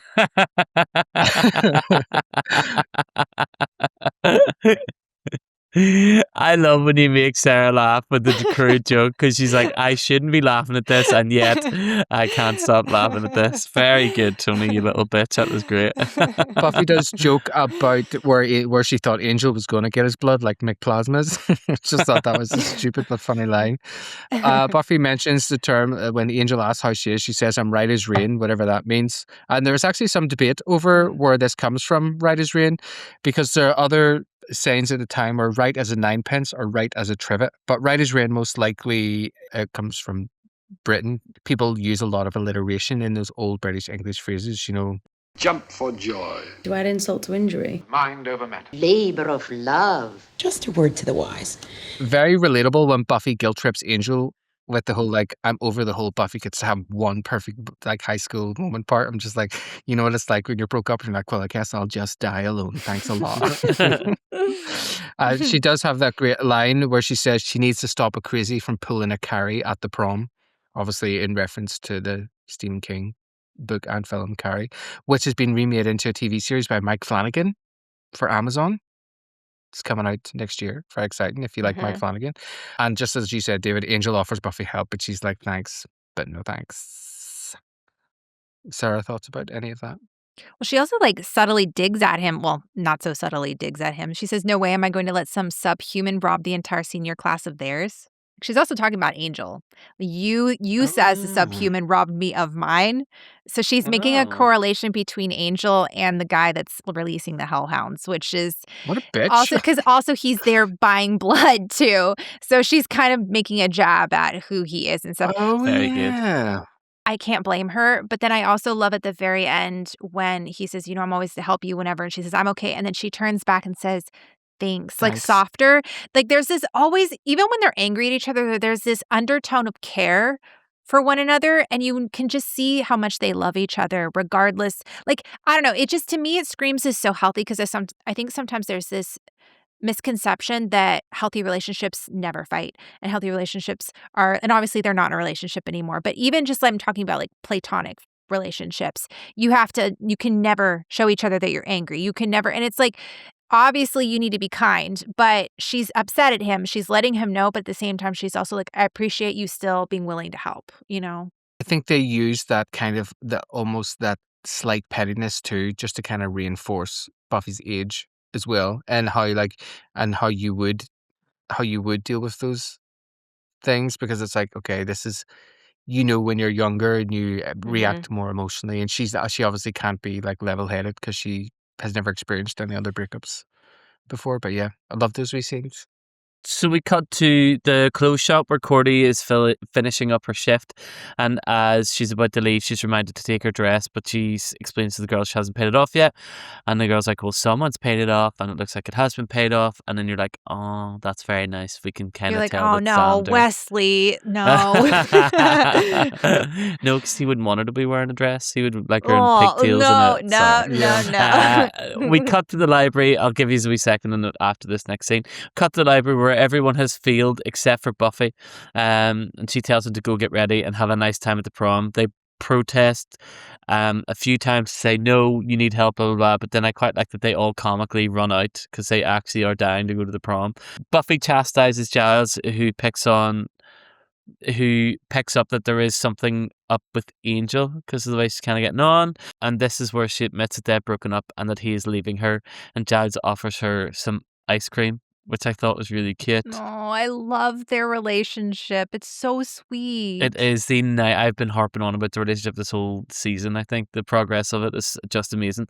And Buffy says she wants to kick some ass before ice cream. What are your thoughts with the wee Cordy scene in this little library scene with Giles? I love seeing Cordelia in this vulnerable situation and without her guard up and being kind of like disarmed in a lot of ways. I think this episode is one of the best Cordy episodes in my opinion ever for her. I think we see I'll say this later on, but like I think we see the best of everyone in this episode. I think we see the best of Angel, of Buffy, of Cordelia, of Xander. I just think that's what makes this episode really fun on rewatch too, because it's just like, man, you just get to see the best of these characters that you really love. And then in this, again, with Giles right here, he's being so compassionate. Like this thing I love about Giles and Buffy's relationship is Giles always knows when something's wrong with Buffy, and he clocks it when no one else does. And there's always these like tender moments between the two of them where he's like, hey, what's really going on? And obviously he's not a Slayer, but as a watcher, I think he understands probably the closest of anybody what all Buffy's having to go through, because he's the one coordinating with her, the one training her and stuff. And so I don't know, especially after Helpless too, it's moments like these where you're just like, it's one of the most beautiful relationships in the whole series for me. Yeah, I love it. I just think that this Xander, it's just the nicest thing he's ever done. I just think it's like such a real redeeming moment for him. I just think this is like what you're saying, sir. It's the best of his character, but it's also really nice to see that this is probably at the core, this is who he really wants to be, even if he disguises it a lot of times with misogyny and bad humor.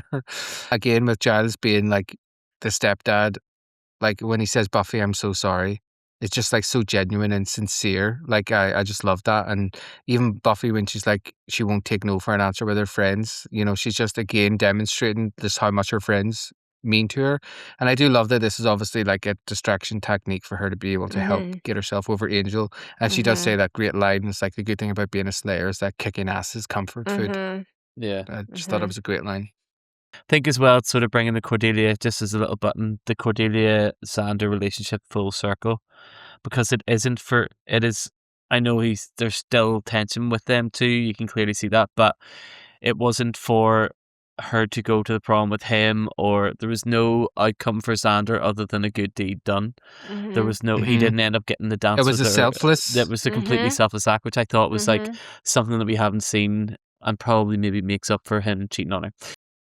We cut to Fatboy Slim at the high school Xander dance. and selfless, just those two things, just always like this. Yeah, of course.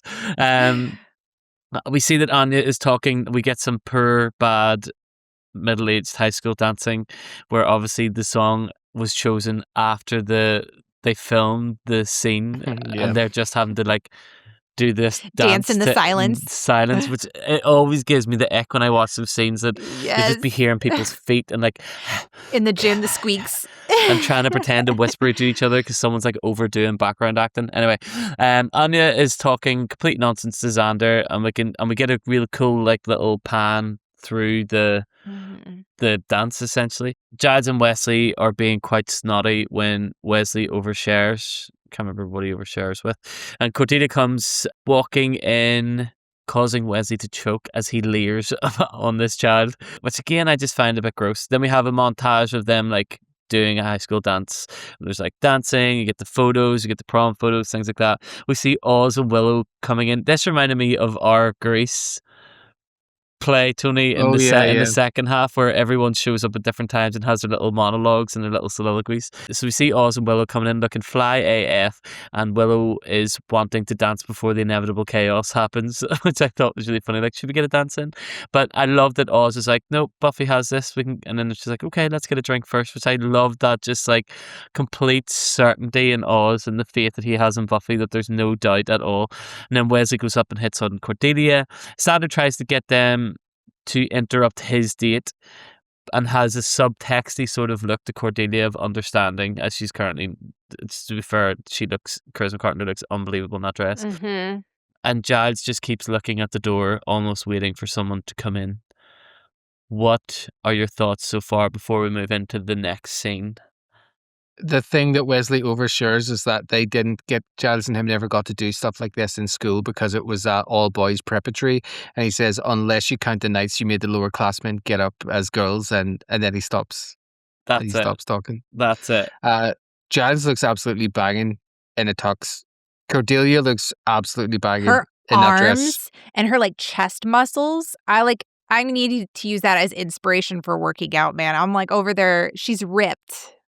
Oz, I just love how short he is compared to Willow. It's just so cute that they didn't try to make their height difference be different. I just thought it was nice and realistic. Probably just shows that Seth Green doesn't have an ego the size of like a Nat, that he is like, yeah, she's taller than me, so what? Like, because there would be some actors that would have a platform that they would be walking on beside the actress, which I think is so. Well, we also see Jonathan coming in with his date, and his With a date's a lot smoking hot taller than blonde. him as well, too, which I love. Again, obviously we have the speech coming up, but this whole after earshot, this whole thing with Jonathan, he's doing well too. Like there's little bits and pieces throughout, and a reminder with all of this, like intercutting back to Buffy, that Buffy's the reason why they're able to do all of this. Like if it weren't for Buffy all year long, all the past 3 years, but on this night especially. And I love that. So we cut to Buffy sneaking into a basement, the basement of the creepy dude's house with the Hellhound. And when she comes in, it's quite an easy little scene. It's not a lot. Obviously, this episode's less about the monster of the week and more about the development of the characters. But he hits her with a lamp that doesn't do anything to Buffy at all. She just looks like so annoyed, like, oh, why'd you just hit me with that lamp? Take me ages to clean this up. I don't know why, it really made me laugh. And Buffy asks why, and we get a little bit of a sideways glance that you would get maybe in Scrubs. Even the way the cut is done, when we get cut to white, and we can see that the guys asked the girl to the prom, and she said no, and we cut back quite quickly to be like, that was quite a funny edit move. That's not something that they do very often in Buffy. It was an actual like sitcom comedy sideways glance, which the way it was done. Mm-hmm. He's just such a wee incel that that's the thing that would like lead him to grow a hellhound, which is just grow a hellhound. And to murder his entire class. But there's a contrast they're doing here, because who else doesn't have a date to the prom? Buffy, and she didn't go get hellhounds. Like they're showing that the choices and decisions you make, like you're completely in control of them no matter what's happening. Like very good. You're so smart. Buffy ties him up, and this is where we discover that there are 3 hellhounds that have been released already, and they were better trained, according to the sweet Tucker Dweebus. He warns that the mirror ball will set them, they'll just be at their fiercest or whatever. Mirror? Mirror? How do you say mirror? Mirror. Yeah, he says wait until I see the mirror ball. Mirror ball. Mirror. Yes, that's how we say it. The mirror ball. The mirror ball. Yeah, mirror. That's how. And it's also not to be confused with the person who runs the city. The mayor. The mayor. What do we have? Any thoughts on this little scene where it was quite easy to capture the bad guy? I just like that that's the point of the episode. It's not really about the bad guy. It's really about like everything else. It's about Buffy wanting to give her friends this normal night, not feeling seen, but still wanting her friends to feel seen. And I love the annoyance that she has on her face whenever he smashes that lamp on her, and she's just like, oh, whatever. And I do like that she calls him a maladjust. I just thought that was a nice use of that. One of my favorite things, and we'll kind of talk about this when we get to the last scene between, Buffy and Angel and stuff, is in a lot of ways, this episode is preparing us for change, closing the chapter on high school years and also on Buffy's and the gang's childhood. One of my favorite quotes, and I use it for the rest of the series, is from Mark Fields. And he puts it saying, "Inability to change is what freezes someone into childhood. It's the condition of a vampire, not of a person." And so it's this idea of Buffy moving forward, everybody else moving forward, not being frozen in the Hellmouth, but being able to pass through this arch and go, or like this doorway, and move into adulthood, essentially. That's why Buffy and Angel have to break up in a metaphorical way, because Angel is a vampire. He can't change. He can't do all of that stuff. He can't move forward in the way that Buffy can. And so she has to take that step and that leap, because if she doesn't, she's no different than a vampire. She's capable of change and growing. And I think that's a really good way of putting this episode in this season, really. That's really cool. Never heard that. So back at the high school, Buffy shoots one of the Hellhounds with a crossbow. I love that we just open straight into the action. She shoots one of those Hellhounds and she distracts them to lead them away from it. But as they're chasing her, they get distracted by "Celebrate Good Time." Of course, it'd be that one. And Buffy's like, "That song sucks." She manages quite quickly to kill the other two Hellhounds. One of them falls on a knife while they're rolling around, and she snaps the other one's neck, and she saves a student at the same time who's like, "Bathroom." Buffy, I love that she even takes them outside to dispose of them, because I'm just like, she is an environmentally conscious queen, But they're also love it. not just vampires. She can't just stake them. Like, she actually has to do all the cleanup and stuff too. Like, they really Yeah. show how much work and effort she's putting into this. And doing it while carrying her dress, like in a dress bag. Which, she must have a steamer in there as well. But back in the auditorium, the students are partying away, and Buffy enters looking phenomenal in this kind dress of is pinky so lilac good. dress by Pamela Dennis. I did reach out to Big Pamela to ask her about this, but she didn't get back to me. Giles looks so proud. She meets up with Oz and Willow, and Oz says he got teared up when they played We Are Family. And yeah, Buffy is just, this is just an iconic dress. Like, I just watched a featurette thing that E.T. Entertainment Tonight put out. It was like for the 25th anniversary, where they were like filming them while they were doing this, and Buffy's like, "Yeah, I just really like this lookbook, so I got to choose the dress, and I got like my hair clip matches the clip in the back," and it was just like, it was almost like Sarah Michelle Gellar getting to have her own prom as well. You can just, and they're all so young, you can just see the excitement like in their faces. I'll drop it in here. It's a wee 2-minute featurette. It's really quite nice. Well, we looked at Pamela Dennis's lookbook, and we came across 3 that were our favorite, and then the executive producer and Pamela Dennis, everyone agreed that this was the one. And I even had the matching clip in my hair. That's enough to send to match the brooch. And everyone looks so, Allie just looks so beautiful, and all the men look very handsome. All right, see you later. You stepped on my train.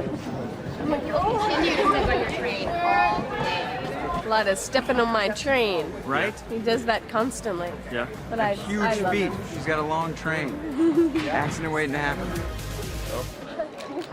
So now we get to the part of the night where they are doing the student awards, and Xander is raging that he didn't win class clown, which I just love. It's just like anyone can be. I love that. Anyone could be a physical comedian. Like, it's not that I hard. love that it's this person we've never seen before. It's so Yeah. funny. Who's actually doing clown bits, Like with a balloon with and blow stuff? up and that was really funny. Yeah. Made me laugh. Buffy's having some punch at the back of the room when Jonathan goes up to the microphone to announce that there's a special award, asking if Buffy is there tonight. And he reads a letter that he was asked to read by the prom committee. And he says, "We're not good friends," which I love, because that's a real throwback to when Buffy jumps into the bell tower to save Jonathan. He's like, "We're not friends." I just love that kind of mirror there. He says, "Most of us never found the time to get to know you, but that doesn't mean we haven't noticed you. We don't talk about it much, but it's no secret that Sunnydale High isn't really like other high schools. A lot of weird stuff happens here." And then the students shout out, "Zombies, hyena people, Snyder." Snyder was funny. He said, "But whenever there was a problem or something creepy happened, you seemed to show up and stop it." Most of the people here have been saved by you or helped by you at one time or another. We're proud to say that the class of 99 has the lowest mortality rate of any graduating class in Sunnydale history. And then everyone cheers. And it's like, I was like pure crying at this point. So was I. And it continues, and we know at least part of that is because of you. So the senior class offers its thanks and gives you this. And Jonathan produces this little gold glittering miniature umbrella with a little metal plaque on it. And it says, it's from all of us. And it says written here, it says Buffy Summers, class protector. And I'm like, that was the I bit just- that I properly did. I was crying because I was like, that is so sweet. I didn't expect that emotional hit. I thought it was going to be all about Angel and Buffy, but it actually came full circle. It got to be about her, which I thought was... And I also love that it's presented by Jonathan, who she Yes. literally just saved his life Mhm. like a couple of episodes ago. And Mhm. like Buffy's heroism is like, we've talked about this before, like she works for free, you know, it's unpaid, Mhm. it's unthanked. Mhm. It socially isolates her. Yeah. And like, this is the moment that it flips that isolation where the community finally names the thing that they've been benefiting from. But which is also, I Buffy. love that it gets mentioned that I asked this all the time. I was like, did no one, especially when she runs up to the bell tower, and I'm like, no one fucking noticed this girl just jumping about all parkour There was all that over one this girl high that was school. like, I can do that. Yeah, the one that Nancy, she's Nancy like, who "Ugh, hates her. I could do that. But it was like, I love the fact that this got answered. No, they had Yeah. noticed, but they're teenagers. This is their norm. They don't know it's Well, weird. that's They it. haven't lived any other lives. The students finally acknowledging what's going on, and David, you won't know yet, but it comes.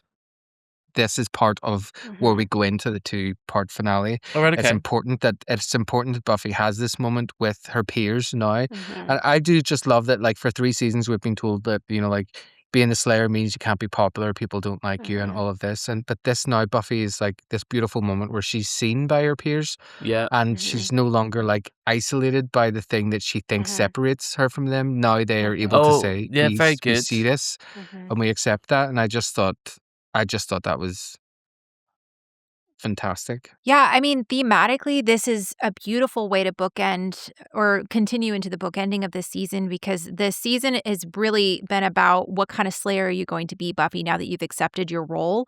And what she's wrestled with a lot of the season of what is the thing that differentiates me from Faith?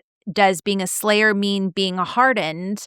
Am I going to be like Faith? What is it that separates us? And at the end of the day, it's her empathy and her care for other people.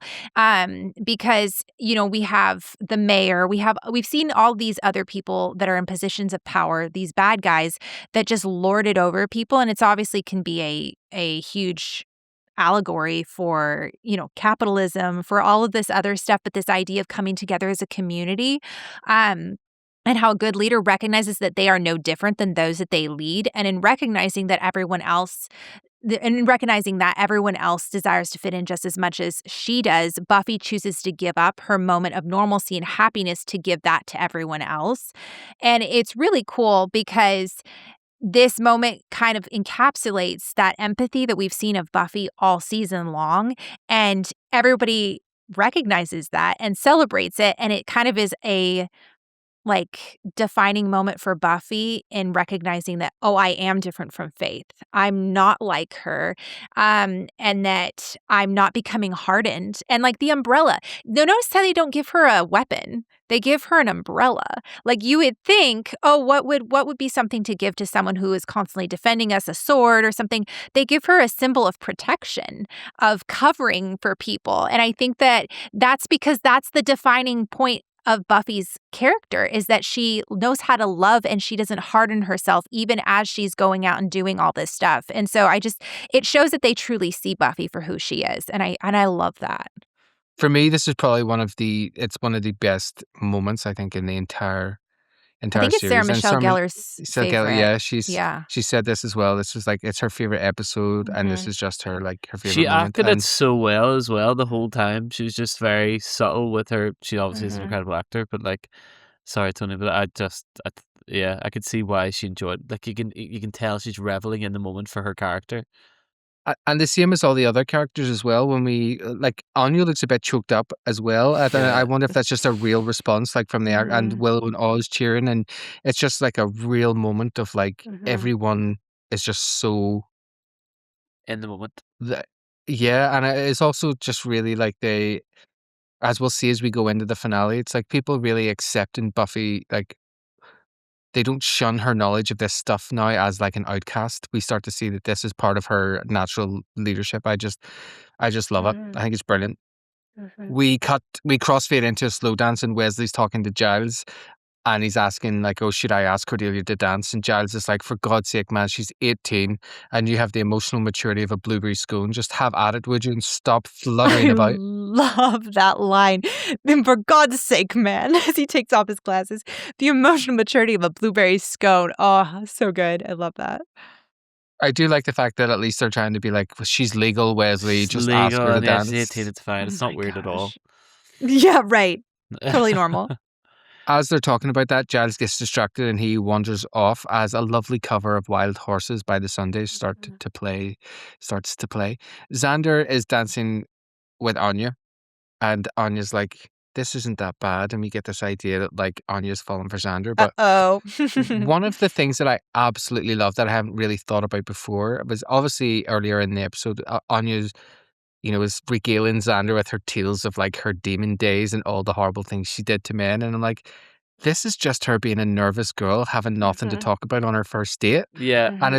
And she's just a teenage girl trying to make conversation with a guy that she fancies. Yeah. And I've never really thought about it in that kind of innocent way before. And I just thought it was just so Damn it, I cute. was going to mention that's one of the things I quite like, that she has this expertise of lived 1,000 years or whatever, but hasn't lived it as a human. It's like the whole Jesus kind of dynamic of like where people talk about God in the Bible gets nicer from basically Matthew, Mark, and Luke in New Testament on, because he lived a life as a human, so therefore knows that it's not that bit of grace, bit of forgiveness, not hell and fury as Old Testament God is referred to. Anyway, that was completely out of nowhere. Old Testament God.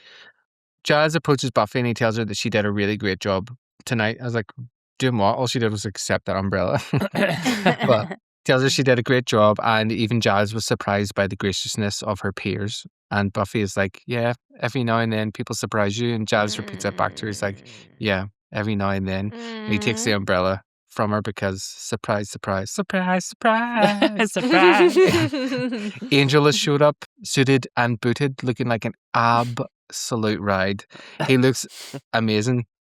And I do like that as soon as he gets over to Buffy, he's like, he just has to reiterate, like, this is only for tonight. Like, I know. I was like, but he does don't say to her, that. Like, he tells her the importance of, he knows this was a big night for her and he didn't want to miss it. And he asked her to dance. And then they slow dance to this cover of Wild Horses, which is a cover from the original was done by the Rolling Stones. And most people will probably actually recognize it as the rendition that Susan Boyle did on her Britain's Got Talent audition. I didn't know that, but yeah, that's and she put it on her first album, which ended up becoming like the ninth selling biggest album. But a lot of people know it from this arrangement was also the Susan Boyle one, and it's just this perfect scene. It's a perfect ending to this episode. It's beautiful. She has her perfect high school moment. She gets in the end essentially everything that she wants, even though it's just for a moment. And I think that's why she talks about having the perfect high school moment, because it really is just a moment. I love that there was no ominous beat at the end, that we already know we're getting to the tail end of that. We're on our last couple of episodes to the finale or whatever. And I just really liked, as you're saying, Tony, that we just get a moment where it just works out in the end for Buffy. And I really appreciated that. I also really appreciated that to get Wild Horses would be expensive as fuck. It's an expensive song even if it is a cover, you still have to get the original permission from the Rolling Stones. And they had Fatboy Slim, and they had, what was the other song? Yeah. Celebrate. They had that in it too. I'm like, they really went all out with the music budget. I know this sounds really random, but I do feel like sometimes the music that we get in Buffy feels like B tier level of musicians who would have been like, do you remember when the OC was on? every like hot band was on the OC, and like every week it would cut to like the Killers, and then it would cut to Franz Ferdinand, these amazing like sellout bands, but they were like just in this shitty place. And like, whereas I feel like with Buffy, there's a lot of indie, but like a lot of indie kind of but they're bands. very like underground. It's not like, but the Yeah. fact that they had these three big, famous, emotional whacking, like, because that Fat Boy Slim right now is such an absolute bop of a tune. That's also and the it's thing too, is that now Buffy is at the peak, it's at its peak of popularity, where this is probably the first time, even maybe budget wise, they could afford to do that. So it is quite exciting to see, like, and then But I Buffy mean, does like- enter into that era that you were saying, David, where they're in the bronze in like season 5 and 6, and we've got like Michelle Branch and the Dandy Warhols. And, Yes, like, that's what I'm talking you know, about. Yeah, maybe that does happen then, but it's like, I like that it's progressed to that. I thought this episode, sorry, and then I'm going to let you speak, Sarah. I No, thought you're this fine, go ahead. episode was just phenomenal. I actually haven't had a bad episode for a really long time. Season 3 is a banger. It is so good. since Amends, there's been no bad episodes. No, and even then, like, Amends wasn't necessarily a bad episode, it's just bad. Whatever, I'm not going to go over Amends again. We got to We've record made it on amends. recording. Whoa. But we, yeah, I just thought it was just really. Sometimes I like that even as a viewer that you get given a break. You just get an easy watch, emotional. It's all about the emotional takes and the emotional beats rather than the physical and the stunt coordination and the fights and the plot. It was just like maybe a bit of melodrama, high school melodrama, because it is ultimately a high school melodrama that just happens to be a slayer of vampires and demons. And it's so well done, this episode, that you don't miss the crazy fights or the stunts. Not at all. Or anything. You know, we get that small little amount that is just, it adds to the story. And one thing that I do love, Sarah, sorry, just before we'll let you guys are blast fine. away with all your thoughts, Okay. is that I do love that in generally teen stories, like the trope is that the prom is the end of the year. And I like that we're getting this idea of like, this is the episode before the end. So it's almost like it sets the stage like even more of like, okay, so this is where we are now. This is normally where like a season would end, unless you're the Vampire Diaries and they have like 400 dances like in every season. But this is like the high point of the season. So it's like, well, what can happen next? What's going to happen next? So I like that it is really like, in many ways, even though we said it doesn't end on any sort of ominous note, it is a real like seasonal cliffhanger in many ways, because Yeah. we're like, where do we go from Well, here? we're just waiting on the graduation at this point. We know shit is hitting the fan, and I quite like that they've beaten us over the head and built us up to that they don't need to create any more drama within the episode. They just give you a moment. That the bit before the great battle where they all sing songs around the fire, kind of trope that you get in those sort of films and stuff, like the big battle's coming, so let's give them their last one night before the thing. Oh, it's really good. Sorry, I'm only thinking that now, but that like happens quite a lot. It's good. Sorry, Sarah, did you have any thoughts? Well, I was just going to read a little bit of the lyrics from Wild Horses because I felt like they're really appropriate to the episode and the themes. It starts off with, childhood living is easy to do. The things that you wanted, I bought them for you. Graceless lady, you know who I am. You know I can't let you slide through my hands. Wild horses couldn't drag me away. Wild horses couldn't drag me away. I watched you suffer a dull aching pain, and now you've decided to show me the same. No sweeping exits or offstage lines could make me feel bitter or treat you unkind. Wild horses couldn't drag me away. Faith has been broken, and tears must be cried. Let's do some living after we die. Wild horses couldn't drag me away. Wild horses couldn't drag me away. Wild horses will ride them someday. Isn't that so cool? Like, it's really appropriate. I hope like Marty Noxon listens to your podcast and then retroactively is like, and then I She's thought like, I'm a this, and then I thought this. Yeah. Yeah. No, I wouldn't put it past him that song was chosen like that. It's quite and Mhm. it's like such a famous song to be used at the end of things. Like, Yeah. friend of ours, Donald, his brother was buried to that song. Mm. Like a version quite similar to Yeah. that, which was like, talk about tears, because the version of it was Yeah. like Oof. the lyrics are class. Yeah. Yeah. Great episode. Fantastic. Thanks for letting me come on for that one. I know that was probably like the number one episode people wanted to come on for the entire season because it's so good. No, we asked everybody and they all said no, so we were like, oh, You might had as well ask requested Sarah. very early the prom, so I didn't let anyone else Aw, have it. thanks. I love No one that. asked. So, We couldn't do any of this without you guys, so just thanks very much. Make sure to subscribe, like, share, review, and all those good things. But a massive, massive thank you to Sarah, and also a massive thank you to our big buffsters over on Patreon. We've got Kirsty McCauley, We have Jill, Leia, Major Sledge, Vicky Stedman, Gary Crossan, Becoming Buffy, Jay Monchon, Jenna McGonagall, Amanda Grace, Amanda Goldthrop, Goldthrop, perfect, Suzanne L, Colum Coyle, and we Ellie McGregor. Ellie McGregor and her child that is not paying for the Patreon but is benefiting from the Freeloader. entertainment. Freeloader little. Her freeloader, her parasite. Yeah. And speaking of Jay Monchon, make sure you tune into next week's episode where we are joined by my internet husband, Jay. He is an incredible artist and he will be joining us for Graduation Day Part 1. And until then, we'll sing you out of the show. And wild horses can drag me away. And wild My kazoo. horses could drag me Tony's going to do all the sound away. effects as well. I'm going to be a Love the horse show. turning into Cher singing wild horses. They're going to start doing Shakira there.